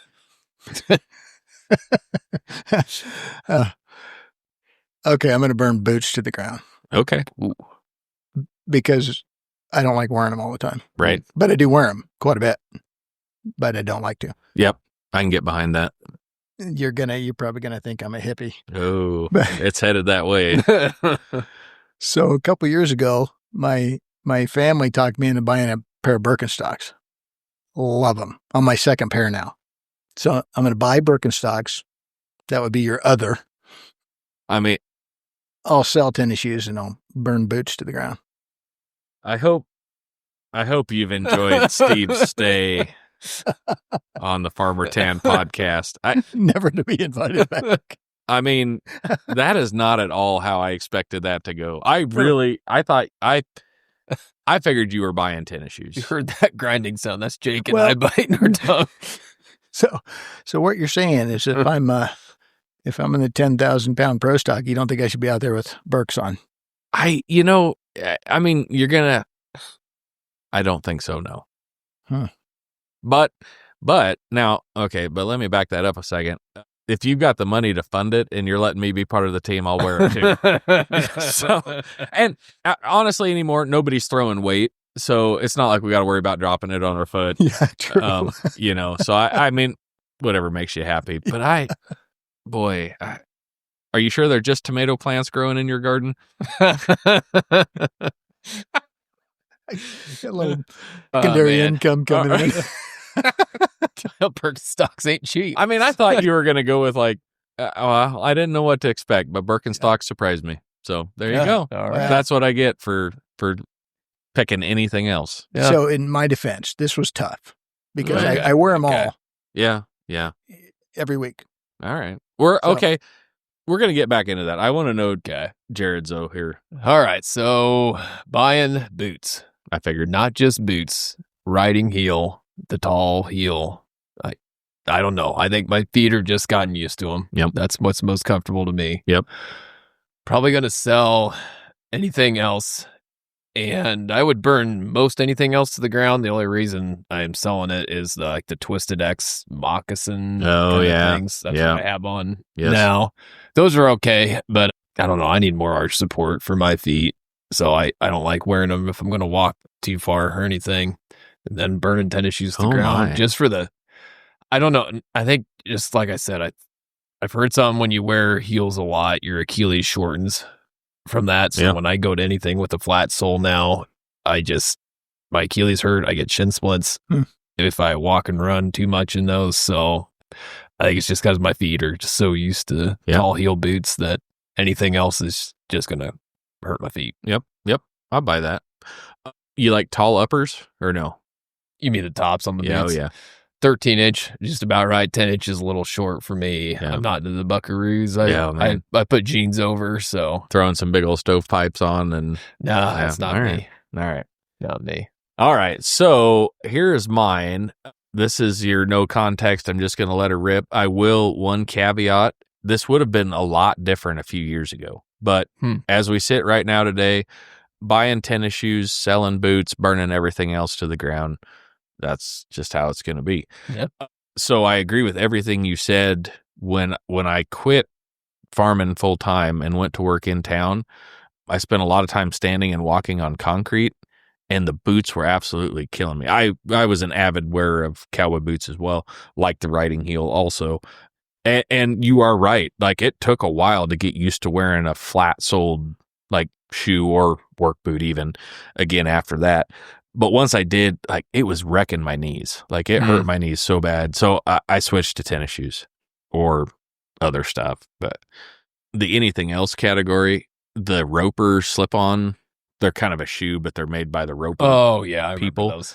They still exist. And honestly, pound for durability, I will tear shoes up here at the store.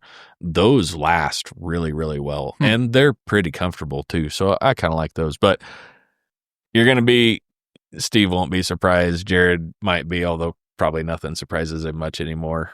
I don't think you can buy DCs anymore, the shoes. Oh, the skater shoes. But I've got a pair on right now. They're white DCs. I love them to death. They're my favorite shoe. Any wheelies? Dude, I have a hard time walking if I'm not wheeling. So let's calm down. I love them. I also have a pair of Chuck Taylors, like the canvas Converse All-Stars. Yeah, I think I've seen those. The ones that have no cushion. You could just strap a board to your foot. Yep. Same thing. Yep. I do not like to walk a lot in those, but I'll rock those sometimes. Big tennis shoe fan. I like it, but I still will wear boots a fair amount depending on what task I'm doing. So, I mean, right now, if we were playing on a basketball court outside, I think I would probably choose my boots. Really? I'd play in boots. I played in boots a lot growing up. So from about the time I graduated high school, I would shoot bricks just as good.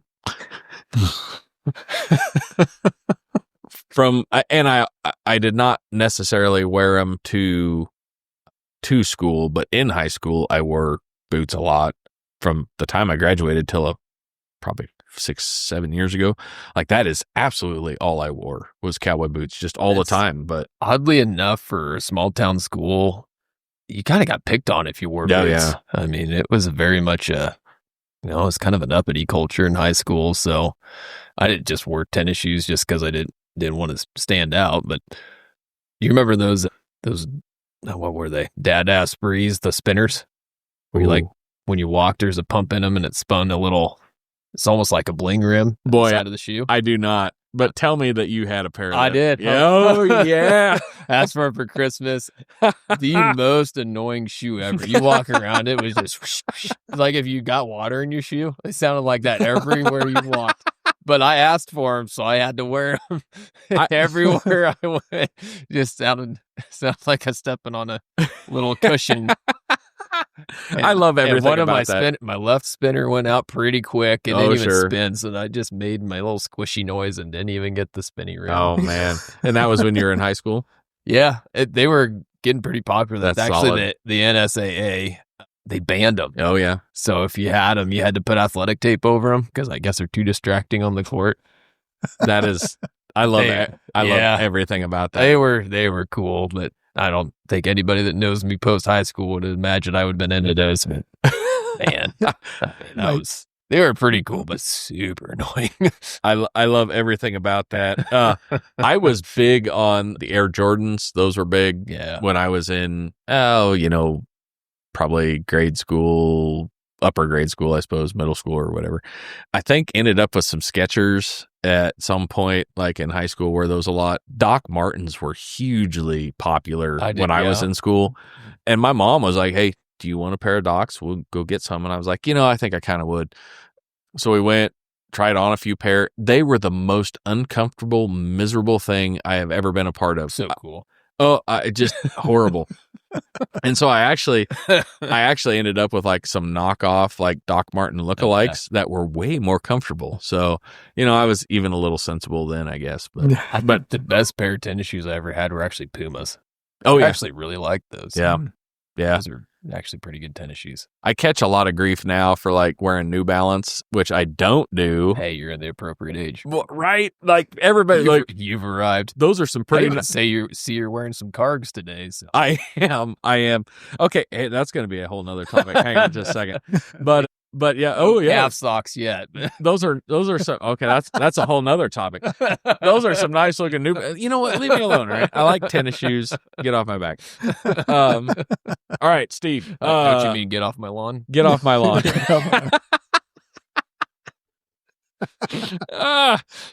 Your grass stained New Balances. My word, this is getting serious. All right, Steve. Doing pretty much anything, shorts or not shorts? Shorts. Jared, I already know the answer. Have you ever worn shorts? Oh, yeah. Do you sleep in jeans? That's probably when I quit wearing tennis shoes, about when I quit wearing shorts. All right. Well, that would make sense. I have slept in jeans. Do you swim in jeans? I would. Okay. If I could swim. Yeah. Oh, you can't swim? I sink in jeans. Well, I was taught, but. Could you swim well enough to save your life? How far? 50 feet. Oh, yeah. Okay. All right. So 2 miles, I'm just laying on my back and hoping I drift to shore. I can swim pretty well, but if I had to swim 2 miles, I might just call it quits. I'm just hoping the sharks get me before I die of exposure. Jeffrey Lake sharks. Yeah. Right. All right. Absolutely shorts. I will do as much as I can in shorts. Hmm. I actually wear jeans here at the store mostly so I don't have to catch a bunch of grief about wearing shorts With your wheelies? with my wheelies and my New Balances. And I wonder if they make New Balances with wheels. That's probably not safe. That's two demographics that don't go together. Probably walk on wheels. Yeah, got a tennis ball on the front. So, Oh, man. I mean, I farmed in shorts. I will cut hay in shorts. I will weld in shorts. It doesn't matter to me. Yeah, you came by it honest from the eastern part of the state. Oh, yeah. Yeah. Except I came from a very, like my brother and I, and my sister, but like my dad, like he wore shorts maybe once a year and it was on vacation and everybody's like, you got to put jeans back on. So, I don't know. Love them though. That's my deal. I would prefer that. Length of sock. Short. Like, I mean, ankle sock or less if possible. Mhm. Yeah. I know you like we've Oh, man. had this conversation. Touching the knees preferable. Yeah. Way up there. Over Why? the calf. What are you trying to prove? You already got pants on. Yeah, because I don't know. I'll wear boots. All right. Keeps the top of your boots from rubbing. All right. Here's the deal.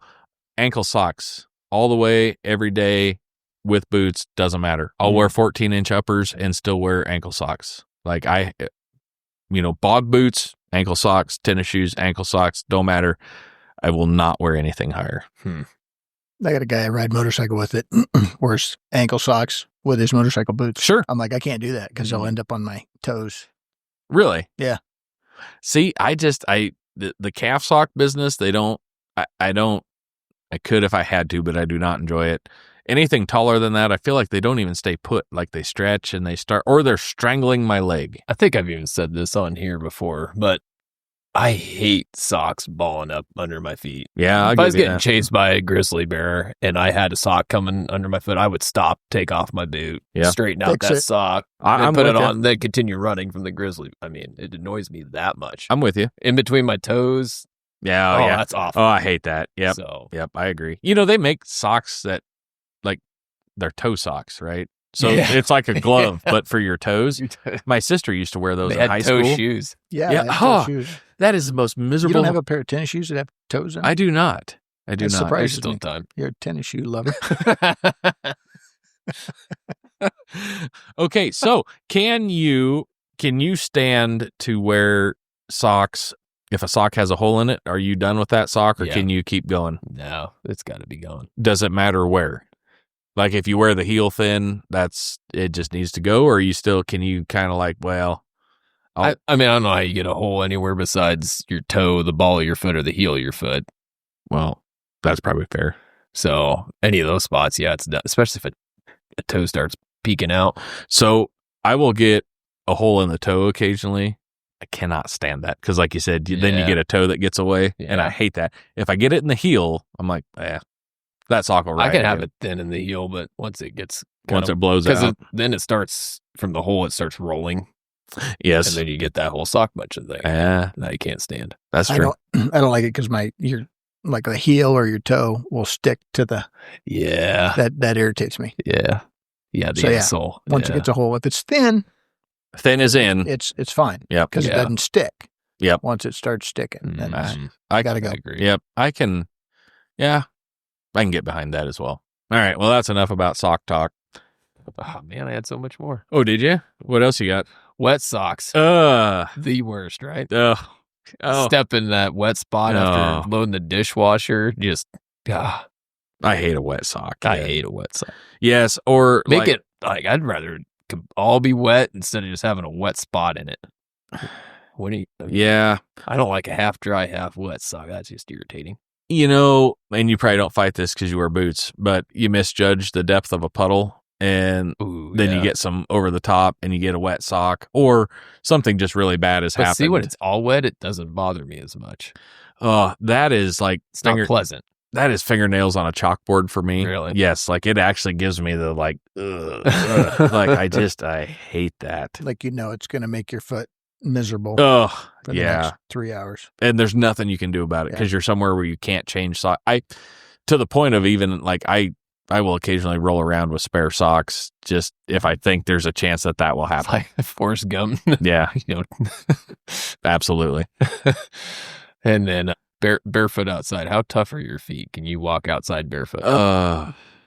That's Used why. to. That's why you have Birkenstocks. When I was a kid, I could run across white rock, Right? not even phase me. Man, Yes. I can't I walk never on could. sand anymore.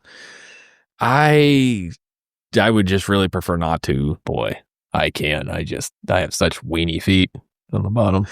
I could if I had to, but but Owen, and he's a little different now as he's getting older. That kid didn't wear shoes for the first like 8 years of his life, unless he had. Like, we're going to town, you have to wear shoes. I mean, he's still to that point. Well, sometimes he'll be outside, no shoes. But like today, we got done with baseball practice. We've got a tote that we slide in the back of the pickup that all the baseball gear goes in the tote. Tanner will go around to the back of the pickup, take his cleats off, put them in the tote, and walk around to the front of the pickup and get in and put his shoes that are in the pickup on. And that was on like White Rock driveway. Wow. But yeah. Okay. Well, I think that does it for soccer. Well, no, because that brought up another one. No. Okay. If you've got a disturbance in your shoe, like that's a stop immediately, or your boot, like a rock or a little sand or something. I could actually tolerate Really? that. I don't know. Depends on the size and how long, but sometimes it just gets shuffled off in the corner and it doesn't bother you anymore, or your insoles are so pocked up that it just finds one of those. But I think it irritates me more when I pull it off and tip it over and nothing comes out. Oh, yeah. No, I hate there's that 30 too. seconds of my life I'll never get Never. back. No. You know, Because you have to readjust your sock. Well, now that sock's nice and tight and cozy after re-putting that boot. So now you got to take your other boot off and readjust that sock because you can't have one half loose sock and one nice and tight sock. So now we've lost a minute. what is happening? I don't even know what is going on. Like having a low tire. Exactly. I don't. It just feels so much better to have that snug one. You just can't go low tire and properly inflatable on it.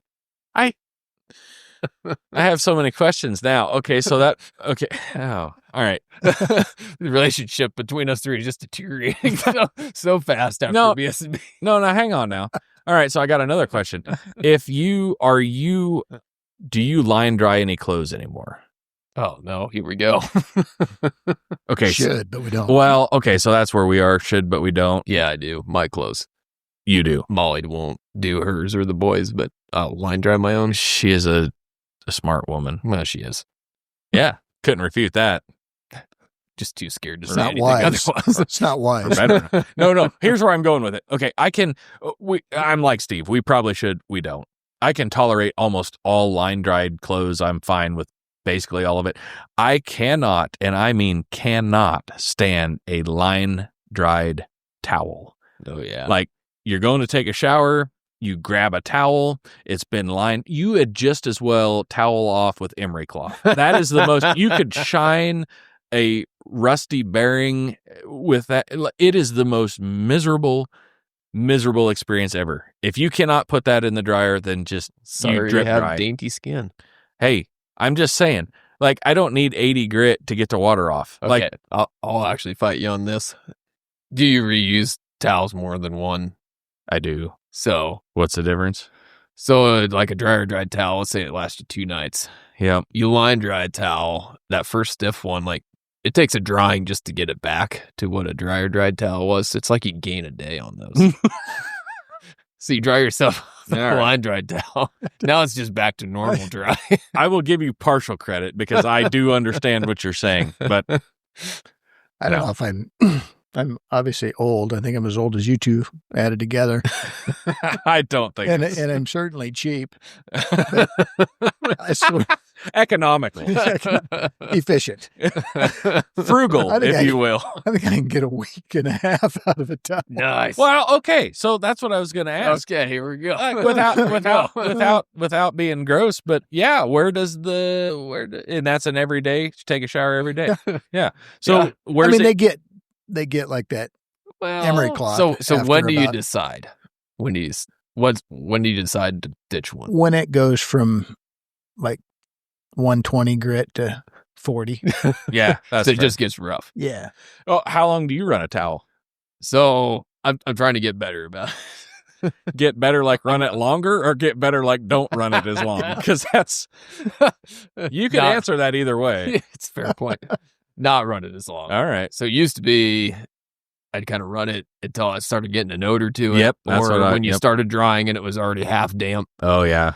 That was when it kind of got ditched. Yep. So I'm trying to get it down to like every 2 or 3 days. Yeah.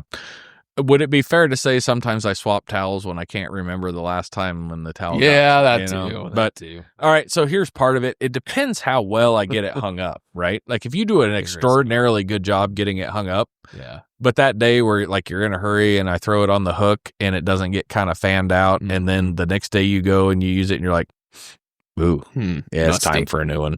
Yeah. I don't, mine don't ever get, don't ever get to where they smell. Really? No, they just get crusty, and I don't know why. Yeah. Must have a good hook. Well, I got like a towel bar. See, that's where we go wrong. I like a full towel bar. You can spread a lot of surface area. Oh, yeah. I could get 2 more days if I had a towel bar. I think. Oh, yeah. Yeah. Oh, at least. Yeah. Part of more weeks. Part of our problem. Yeah, that may be. Yeah. Nothing like a supercharger on the bath towel. And while we're on that, this is just a bunch of dudes getting really deep in the weeds on some of this, but locker room talk. No, but here's the thing. I got something with the towel on that. No, hang on. This is actually going the other way. Spend the money on a good bath towel. All right. Yeah, you can buy cheap towels and you can buy a really good towel and run it way too long. Mm-hmm. And then when like somebody updates the towels and you're like, boy, this is a lot. Like you talk about a sock getting thin. You get that hard, scratchy towel that even out of the dryer, it doesn't recover. Get a big towel. And get a big towel. The oversized dish towel for a towel. Get a Agreed. Big towel. Yep. You're a man. Use a man-sized towel. Right. I agree with that completely. Okay. Anyway, that was way farther than I had anticipated. Going on that, but hey, you were talking though about being uncomfortable with like a rock in your shoe or whatever, and then you dump it out and like, well, now it's there, but it's not there, and we don't even know what's going on. Yep.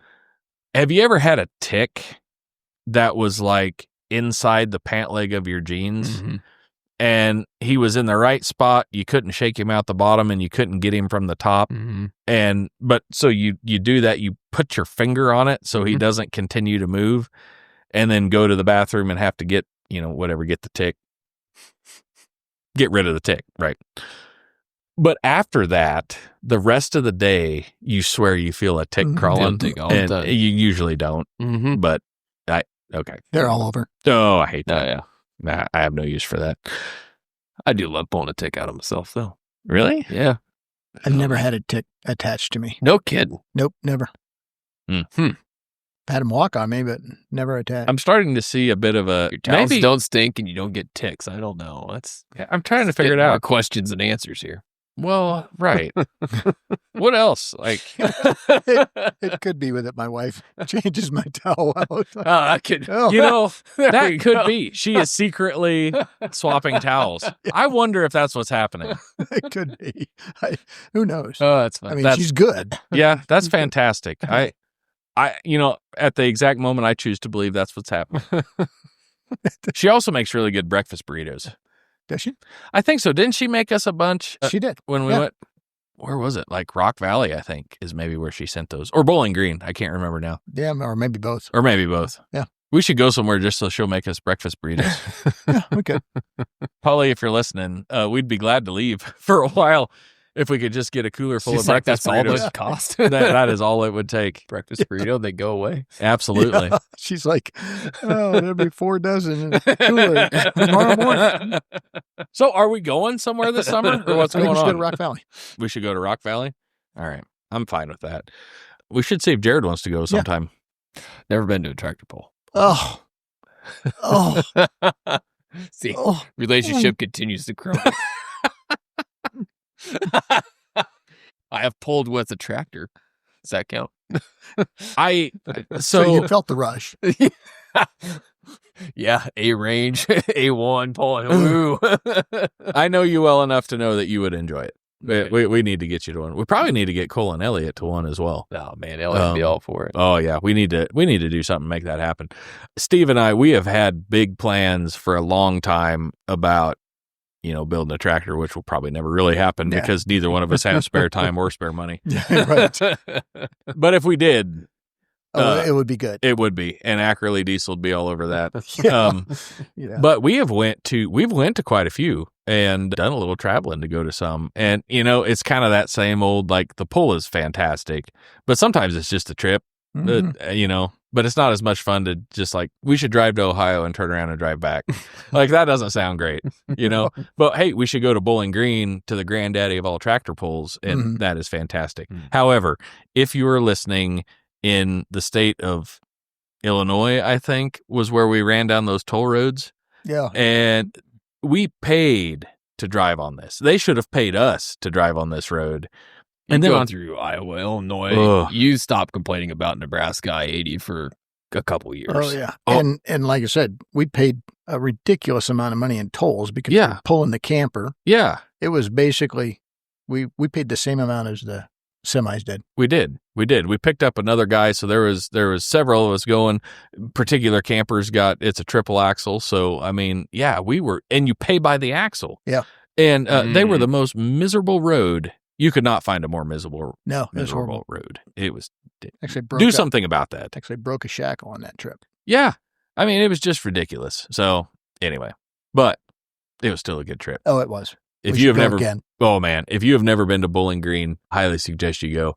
You didn't mention there's campers involved. So this guy, I'm just trying to poke the bear. We can move on. I asked him, there was one day we were hanging out and I was like, hey, are you guys like camper people? And he's like, nope. Cause I was going to be like, hey, maybe grab the boys some weekend. We'll go camping, I mean, he shot that out of the air. So I thought he's thinking tent. My defense, I thought you were selling your camper and you were seeing if I was interested in buying one. Like buying a boat. I feel bad now that you're thinking about inviting us over.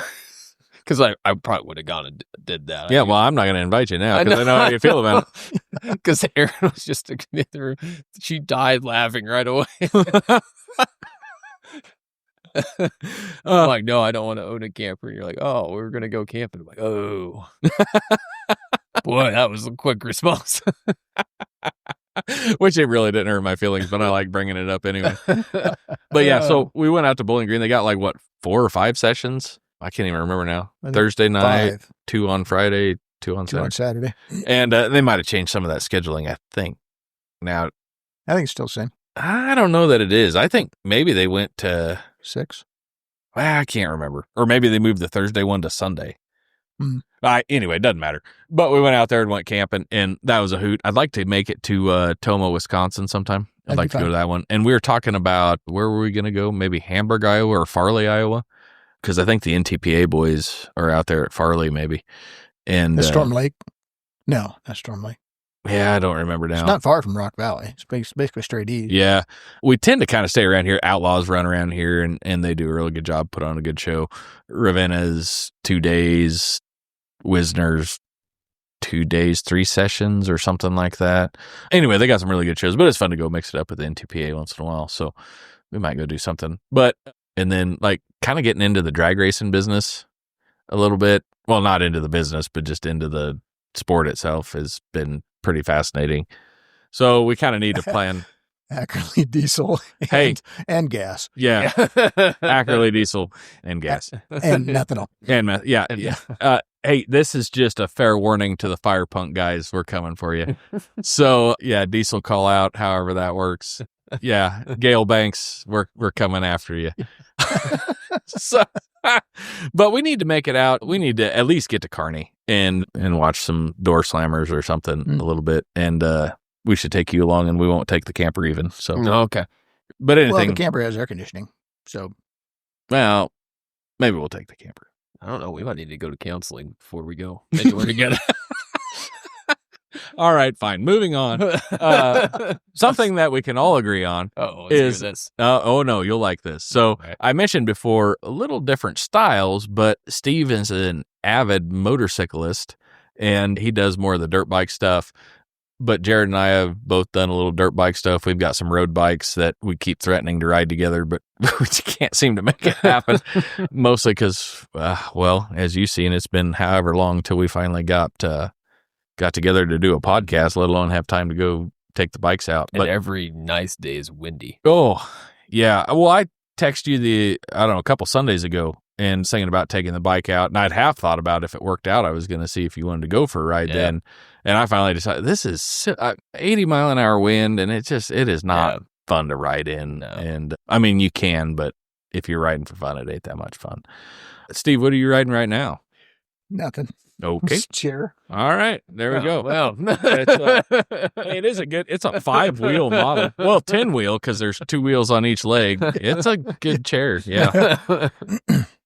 KTM. Oh, yeah. 350. 4-stroke.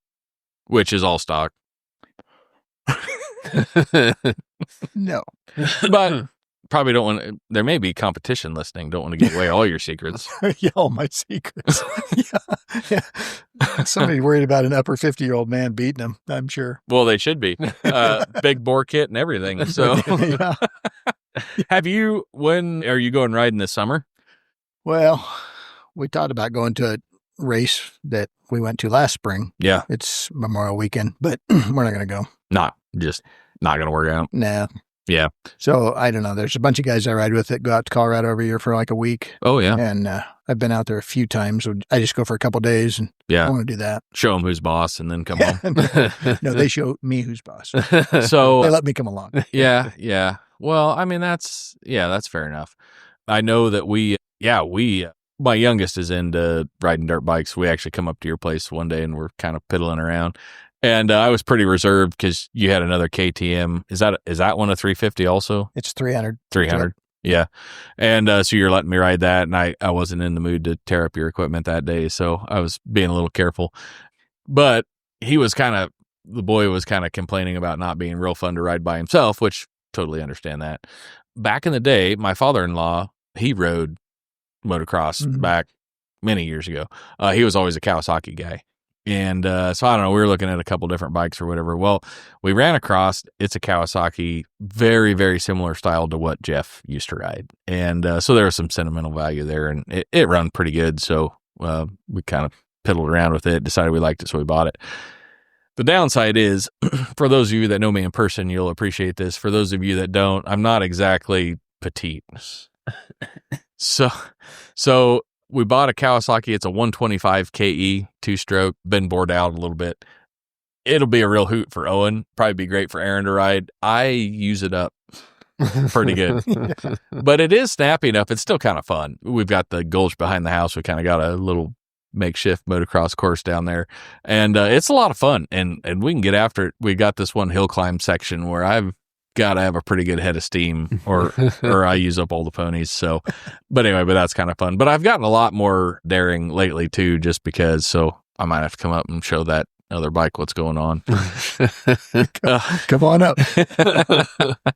Yeah, I don't know. Jared, what are you riding? Oh, I got a Honda Shadow. 1100. So yep. But I have not gotten it out this year. Yeah. It's just, hasn't worked out yet. Yeah.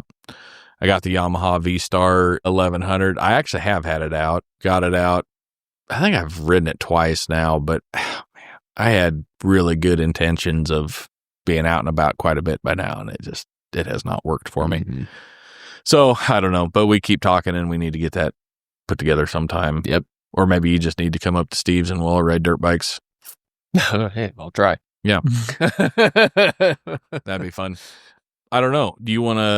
You got one more BSB? We'll maybe make this a twofer and okay. Do you need to get going? No. Yeah. Or what else you want to cover? No, that's fine. We can do a BSB.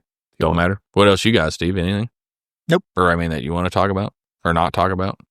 We talked about everything. We've gotten close. All right. We talked about socks. We've talked about everything. We did. And towels. And emery cloth. And emery cloth. All in the same conversation, mind you. All right.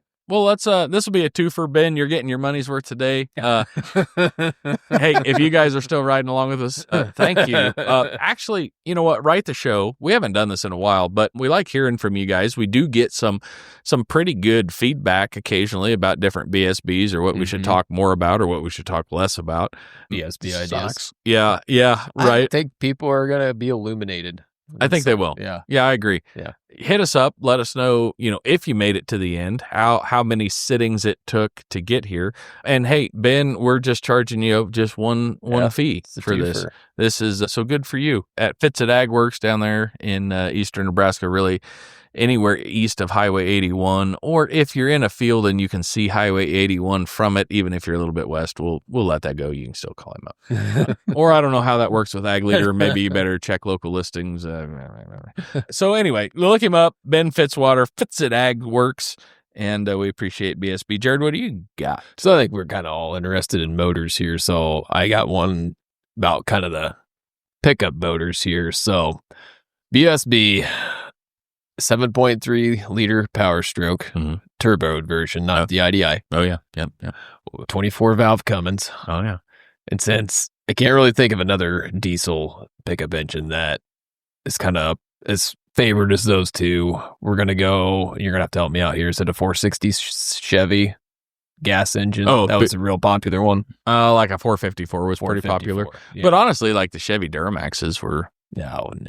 Oh, ooh, that's going to get some hate mail on that. So we'll go with the 454 Chevy, just because I know a lot of people love those motors. We could, yeah. Or we could go with an LS Chevy. Yeah, I don't think I've been around them. What are those? So the LSs are pretty big in the hot rod world. Like that flatbed Chevy pickup we've got, it's a 6-liter.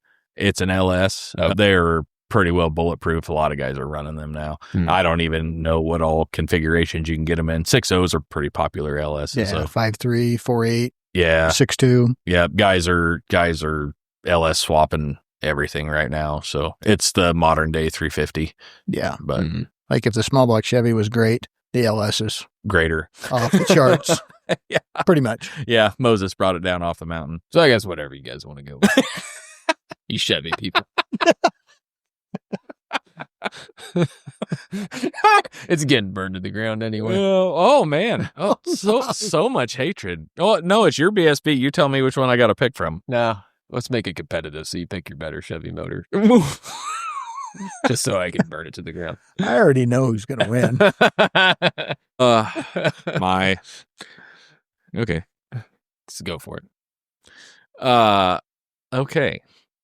So because you forced this to happen this way, I need some context. I mean, I knew that was. If he didn't do it, I was gonna. Well, I'm just curious. What are we doing? What are like just reliable daily driver? I just need a little bit of something. You get one pickup to do everything you need to do with the pickup. Okay, it could be your It's family rig, pulling rig, hauling rig. Yeah. What generation? Just 24 valve Cummins? Just. It's got 24 valves. I'd say that. I mean, we're talking off the heels of the 12 valve. So, your late 90s 24 valve. Yep. Okay. All right. I'm actually going to buy the 24 valve Cummins. I am probably selling the 7.3. All of this nitpicking and you're still burning this other engine to the ground. Well, I just needed to know what we were doing with it. Could you just pick the 454 and gotten on with it? Well, I just needed to know what we were doing. Hey, you weren't picking it. You had all your choices. You still burned it to the ground. Why does it matter? Well, pick a 2-stroke go-kart engine. I don't care. You're still burning it to the ground. Well, how big a 2-stroke? You're still burning it to the ground. Is it an NA or is it got like? Oh my goodness, this guy. Okay. Here's the thing. Make my head hurt. Well. Fuss over the details. It doesn't make a lick of difference in the order. But it might have. It might have. Because I really thought about buying a 6.0. Hey. Here's the thing. Let me explain myself. 6.0 diesel?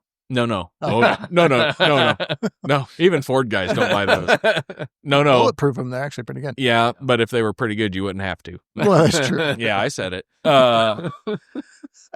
Here's the thing. If I really thought about the 6.0 Chevy gas, or the one that we've got in our pickup, and I don't know because I've heard both sides of this. I've heard guys say they're complete dogs, and I've heard guys that absolutely love them. We got one that we absolutely love. I don't know if it's how you treated it, if it's how you broke it in. I don't know if it's where it came off the assembly line. So It's how you drive it. Have a nurse trailer push it down to the bottom of a hill. Yeah. Half jackknife it. That's how it needs to be. That was the one. Okay. And yeah, when it's got 20,000 miles on it and you think you've breathed your last, you put your toe in the injector pump and broke it in. that broke it in.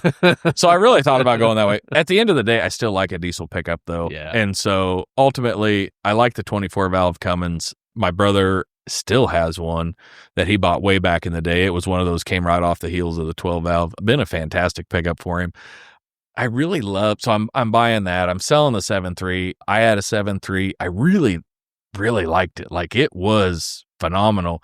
We thought they were awesome when they come out because they really were the best thing to come out. And now you realize they've got like 134 horse or something. Yeah. You know? Yeah. But they still have that iconic sound. Mhm. And for, doing pickup stuff and certainly just driving, pretty regular. I mean, they were bulletproof. So I'm not ready to burn one Way to the ground. overbuilt. Oh, absolutely. 454 Chevy, honestly, if we're not putting it in a performance application, I have no use for it. Like, all it did was just use lots and lots of gas, and we didn't really. Oh, here I thought it was picking a good one, but It maybe I didn't didn't. I mean, don't get me wrong. Like, big block Chevy is great, especially if we're going to do something silly with it. But if we're Like just put 2 turbos on it on methanol. right, absolutely, Yeah. yeah. Oh, So is there another diesel you would put in the class of the 7.3 and a 24 valve? That's not like obviously the new 6.7s and anything would, right. I mean, just So we're not, make circles around. we're not going new Cummins. We're not going the new six. It's got to be Fords. somewhat similar, Yeah. but I couldn't think of one. I don't know my Duramaxes. I don't know. Some of those Duramaxes, I think, were a little ahead of that even. So we had a Duramax. It was a 02 Chevy 3/4 ton regular cab Duramax, which, now forgive me, I'm going to get flamed for this. What do you remember what iteration those I are, don't Steve? know. I know the diehard guys know that that's a blah, blah, I blah would say number. it's probably an LML, but I don't know. I don't know them that well either. I don't either. What I do know, we put a super chip programmer on it. We set it to kill, and it performed big time. And I really liked that. But that was an 02 model, so that's even a little ahead of like those Power Strokes. It'd be close. Chevy did not have a diesel motor before that was really. What, you didn't like the 6.5? I did not, and I didn't like the 6.2 either. So What about the old 5.7? right. So no, I think honestly that's probably your pick. There is probably the. Yeah, I was having a hard time thinking of a third one to throw in that class. Yeah, I don't. I mean, I'm sure we're gonna get hate mail for it, but I think really those two are probably your. So maybe it's those two, and then whatever gas motor you wanna pick. Yeah, I'm still putting those two first. Okay. Yeah. Sorry, Steve. I am a Cummins man. I've got one sitting outside, so Nice. Yeah, it's gotta buy. Yeah, I'd buy the Cummins, sell the 7.3, and burn the gasser to the ground. you've got a 96, 97-ish Ford 3/4 ton out there, or maybe it's Not anymore. But, It had a 465 speed. okay, I couldn't remember. I those couldn't remember. 460s were good pulling Yeah. when they did vapor lock. Yeah, They this were was not fuel kind on injected. gas. Okay. It ran good, but it. I could not remember if it was a stroker or not. But no, okay. Yeah, I grew up with Dad had an 84 or 86. I'm drawing a blank right now with the 460 in it, and that thing was a pulling hoss. And Yeah, yeah, it would tend It to was like a vapor diesel. lock in the middle of summer, and then it'd eat gas. yeah. I really like that motor. So yeah, I'm probably, to me, the buy and sell are really, really tight. And then there's a bigger gap between burn to the ground, but it's the same thing. I'm the 7.3 24 valve for buy and sell. I'll probably buy the 7.3 just because I'm more familiar with it. But Right.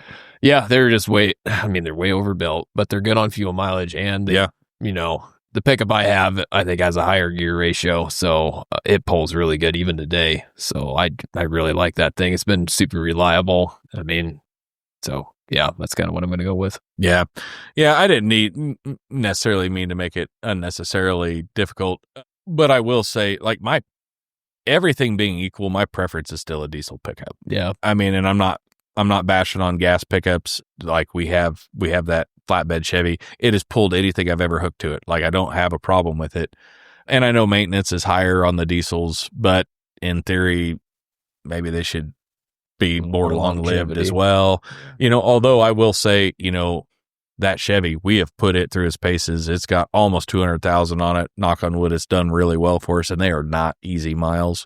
So I can't say anything bad about it, but. Yeah, and when you talking about Cummins and stuff, I'm a Ford guy, kind of grew up with them and stuff. I'm not super brand loyal, but that's the one thing about when it comes to diesel motors, Cummins has never put out a bad one. I mean, maybe there's one not so good to Cummins standards, but Ford is, the Power Strokes put out some duds and it's put out some phenomenal ones. It's very peaks and valleys, but that's one thing I respect about Cummins is there's not one out there that people are like, oh, guess to stay away from that one. I mean, so I think that's from the 5.9 to the 24 valve to the 12 valve. There's just people love.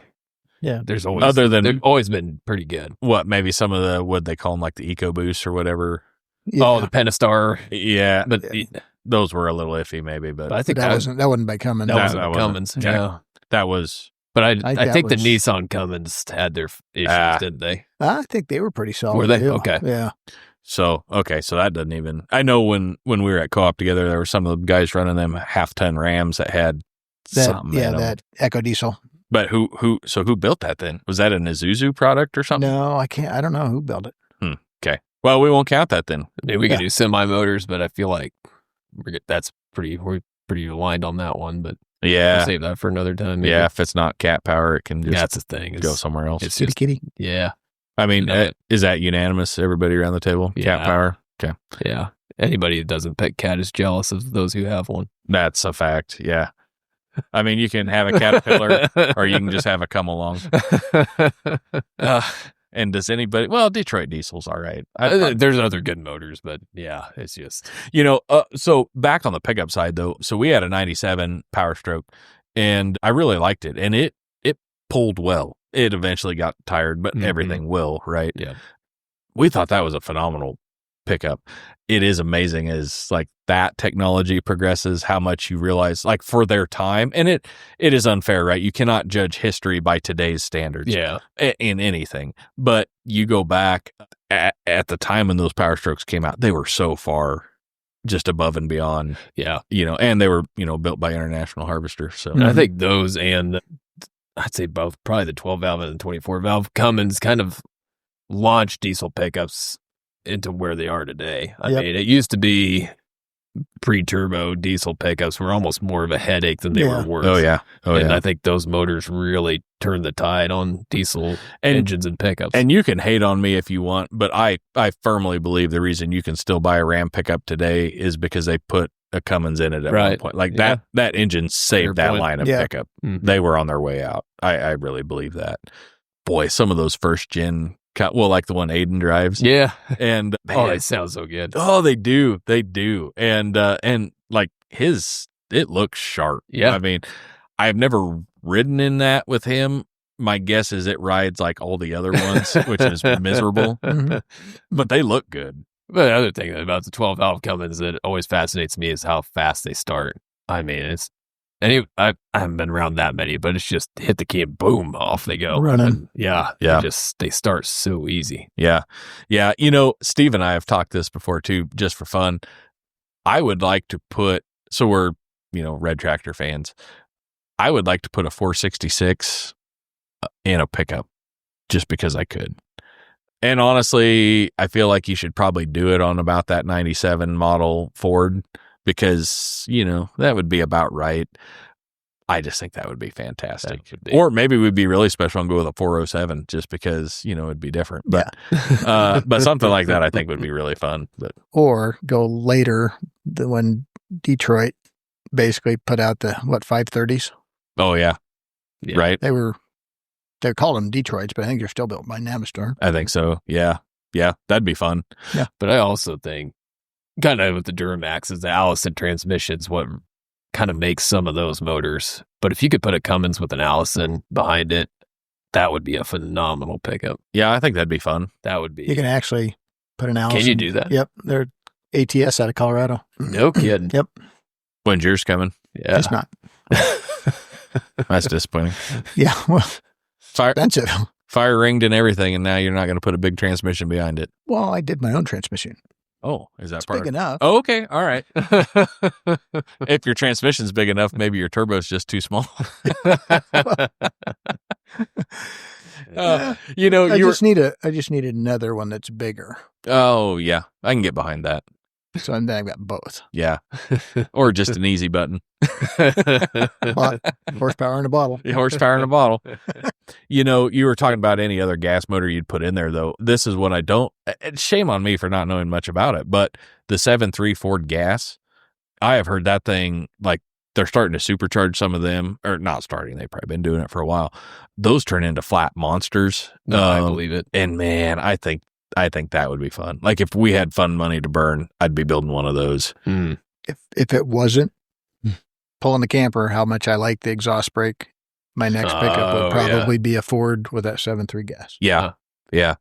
I actually kind of looked at one. We were getting ready to update pickups. We ended up going with a 6.7 Power Stroke, but we looked pretty serious at a 7.3 gasser. I mean, it was going to be a stock application, obviously, at that point. But, you know, one thing, so Jared was talking about growing up Ford not being super brand loyal, but kind of. I am pretty Ford loyal, like pickup truck wise, but when it comes to like performance, I'm pretty Chevy loyal.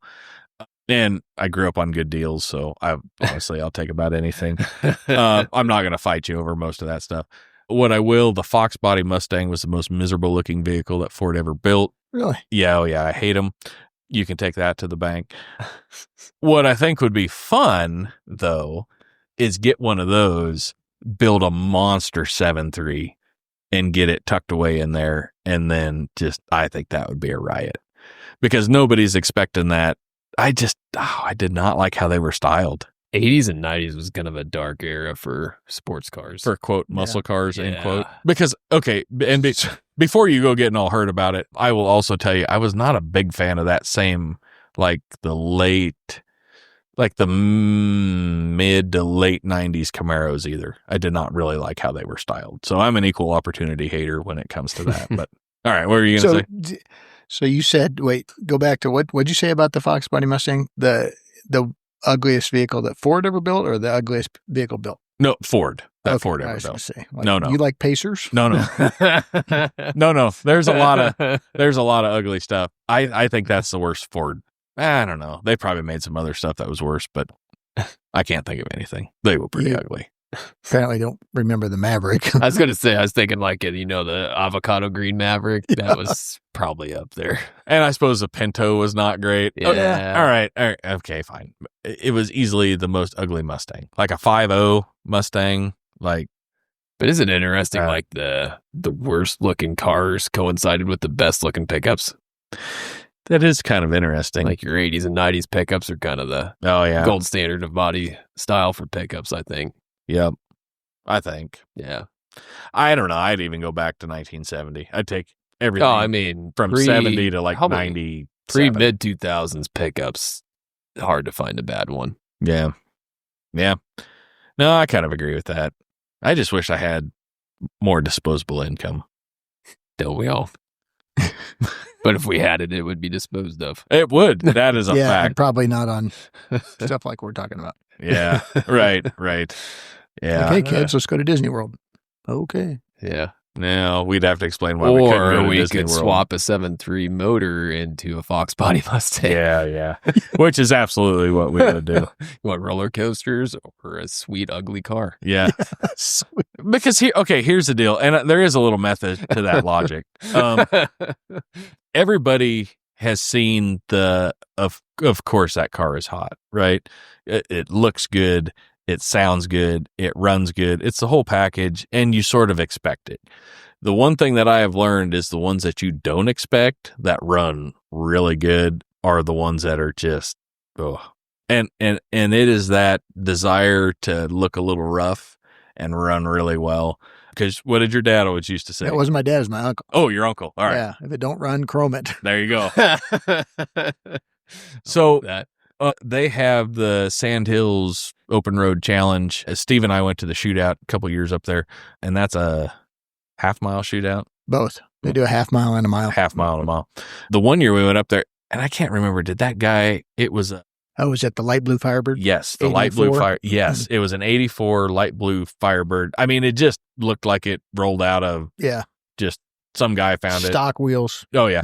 There, it was not, and those, if you know anything about Firebirds, those were not a super awesome looking one. They were okay, but they weren't great. He had LS swapped that, big turbos. That thing was ready to go. And I mean, he put a whooping down.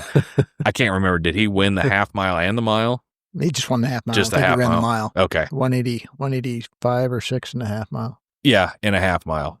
I mean, like he was scratching like fourth gear. It was ridiculous when those turbos lit. And like he got it together like 3 days before.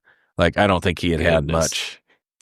much time on it. It was cool. Oh man, that thing ran. And then there was that guy with the super ugly Camaro. It was about that same, like probably a 97, 98.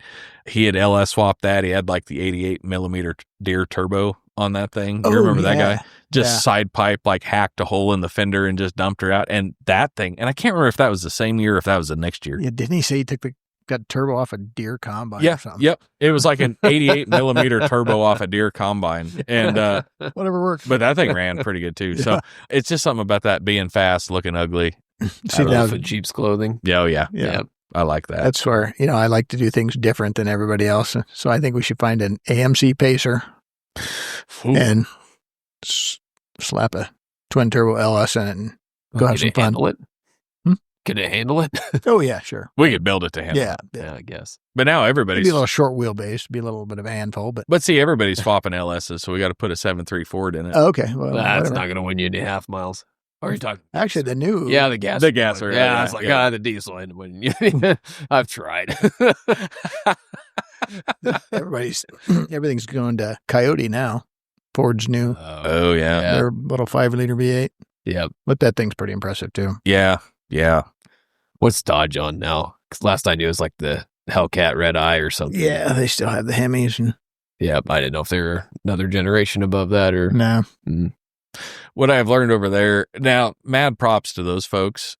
I mean, what is Mopar or no car, right? But I mean, if they can put a Hellcat in it, they're all about it. Oh, like man. minivan, Hellcat, sure, I we'll love do it. that. Everybody's going Do that. electric and they're just doubling down on muscle. Oh yeah, Love it. and I mean, I'm being very serious. Like props to those folks Yeah. for continuing that tradition. Yeah. So Okay, so you brought up minivan. I did Yeah. I think we've had this conversation. minivan. I Mafia. swear. Okay, so we had one. We had one for a few years. You talk about practical. They're like the ultimate yeah. practicality. Like, couldn't somebody come out with an all-wheel drive, sporty-looking minivan with about 400, 450 horsepower? Yeah. Wouldn't you just sell the crap I out of would them? think so. I think a Chrysler Pacifica is pretty close to that. It may not be quite that big on horsepower, but You're right. Like make it somewhat look like an SUV, Yeah. but function like a minivan. Yeah. Yeah. Like that picture of that Mercedes minivan that I sent you. oh yeah, That yeah. auction, I told you to buy it and you didn't. I didn't. Yeah. That 800 horse Dodge minivan with the Hellcat. Yeah. Yeah. That would be, I could drive that. yeah. I could get. Oh, yeah. Behind And that. make it all-wheel drive so you can go anywhere. You can That's use it true. all year long. Yeah. Yeah. A little further off just a little further off the ground, but yeah. Well, and I mean, if you're going to stoplight to stoplight, not that we're suggesting you do that. But, if Well, you decided to, never all-wheel know drive. when you got to get over into the other lane before Yeah. the guy next to you. right when you got to That's merge. right. Yeah. And why not merge with a 3500 stall converter and 850 horse and Why not? why not? Yeah, send those crumbs in the car seat to Yeah. the very back. Yeah, how'd you like that chicken nugget, kid? Yeah. Sundial tack just for looks. Here we go. Hey, if you can't have fun, what's the point, right? Right. Oh man. Oh, All righty. Well, I don't know. We've got close. We're hot rodding minivans. We know what bath towels everybody prefers and whatever else we've all talked about. seed. We talked a lot about seed. Yeah, Yep. I did like that. We did. I don't know what we're going to do on this one, if we're going to split this one up or if maybe we're just going to put it out all as one big episode. We have had some legitimate feedback about where have we been? Are we sick? Did we get, detained somewhere? Deported. Yeah. Why have we not? So here you go. Here's another one. We are sorry about that. We'll try to get back on a regular schedule now that we're maybe not so busy. Special thanks to Steve for coming in, sitting in on this. Thanks for inviting me. Yeah, long time caller, first time listener. So we're glad to have him here. And certainly Steve is a friend of the show. He'll be back. He'll be back again just to hang out with us sometime. And but in the meantime, if you are looking for any help on some seed needs, looking for some forages because drought's getting rough on you or whatever, you can certainly get a hold of us. We can get you in contact with him and his team over there's got some good stuff going. They can certainly kind of get you lined out on some drought forage. And, if you need a new seed supplier for next year, you can certainly talk to him. Anything else, Jared? No, I think we've gone long enough. Okay. Yeah, we have. Steve, anything? Nope. Closing remarks? Thanks for having me on. All right. Well, thanks for coming in. We appreciate it. And good to have somebody else that critically thinks about BSB. So we're glad for that. Yeah. And, all right. Even though I died a little inside with that first one. I usually feel like I'm teamed up again, so I am glad to have some support. Well, it's like reading the Bible. You got to have context. If you don't have context, point. you take everything out of context. Yep, and that gets dangerous. You can't, it does. You can't be having that. No, so, every time. Otherwise, you'll go and do likewise. So, Sheesh. All right. Well, we're not splitting atoms here. We're just trying to have a fun segment. And it was a hoot. It was a hoot. Well, we finally got there. I don't know. I find arguing fun anyway. So do I. I always have a good time. All right. We're not even going to stop at the end of the field. We're going to kick the door open. You got to jump out on the run. We are going to catch you all back here next time. Thanks for riding along. Bye.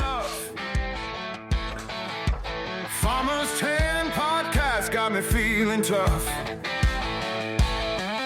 Sweating through the days, ain't no broken plan. Talking with the folks from this thirsty land.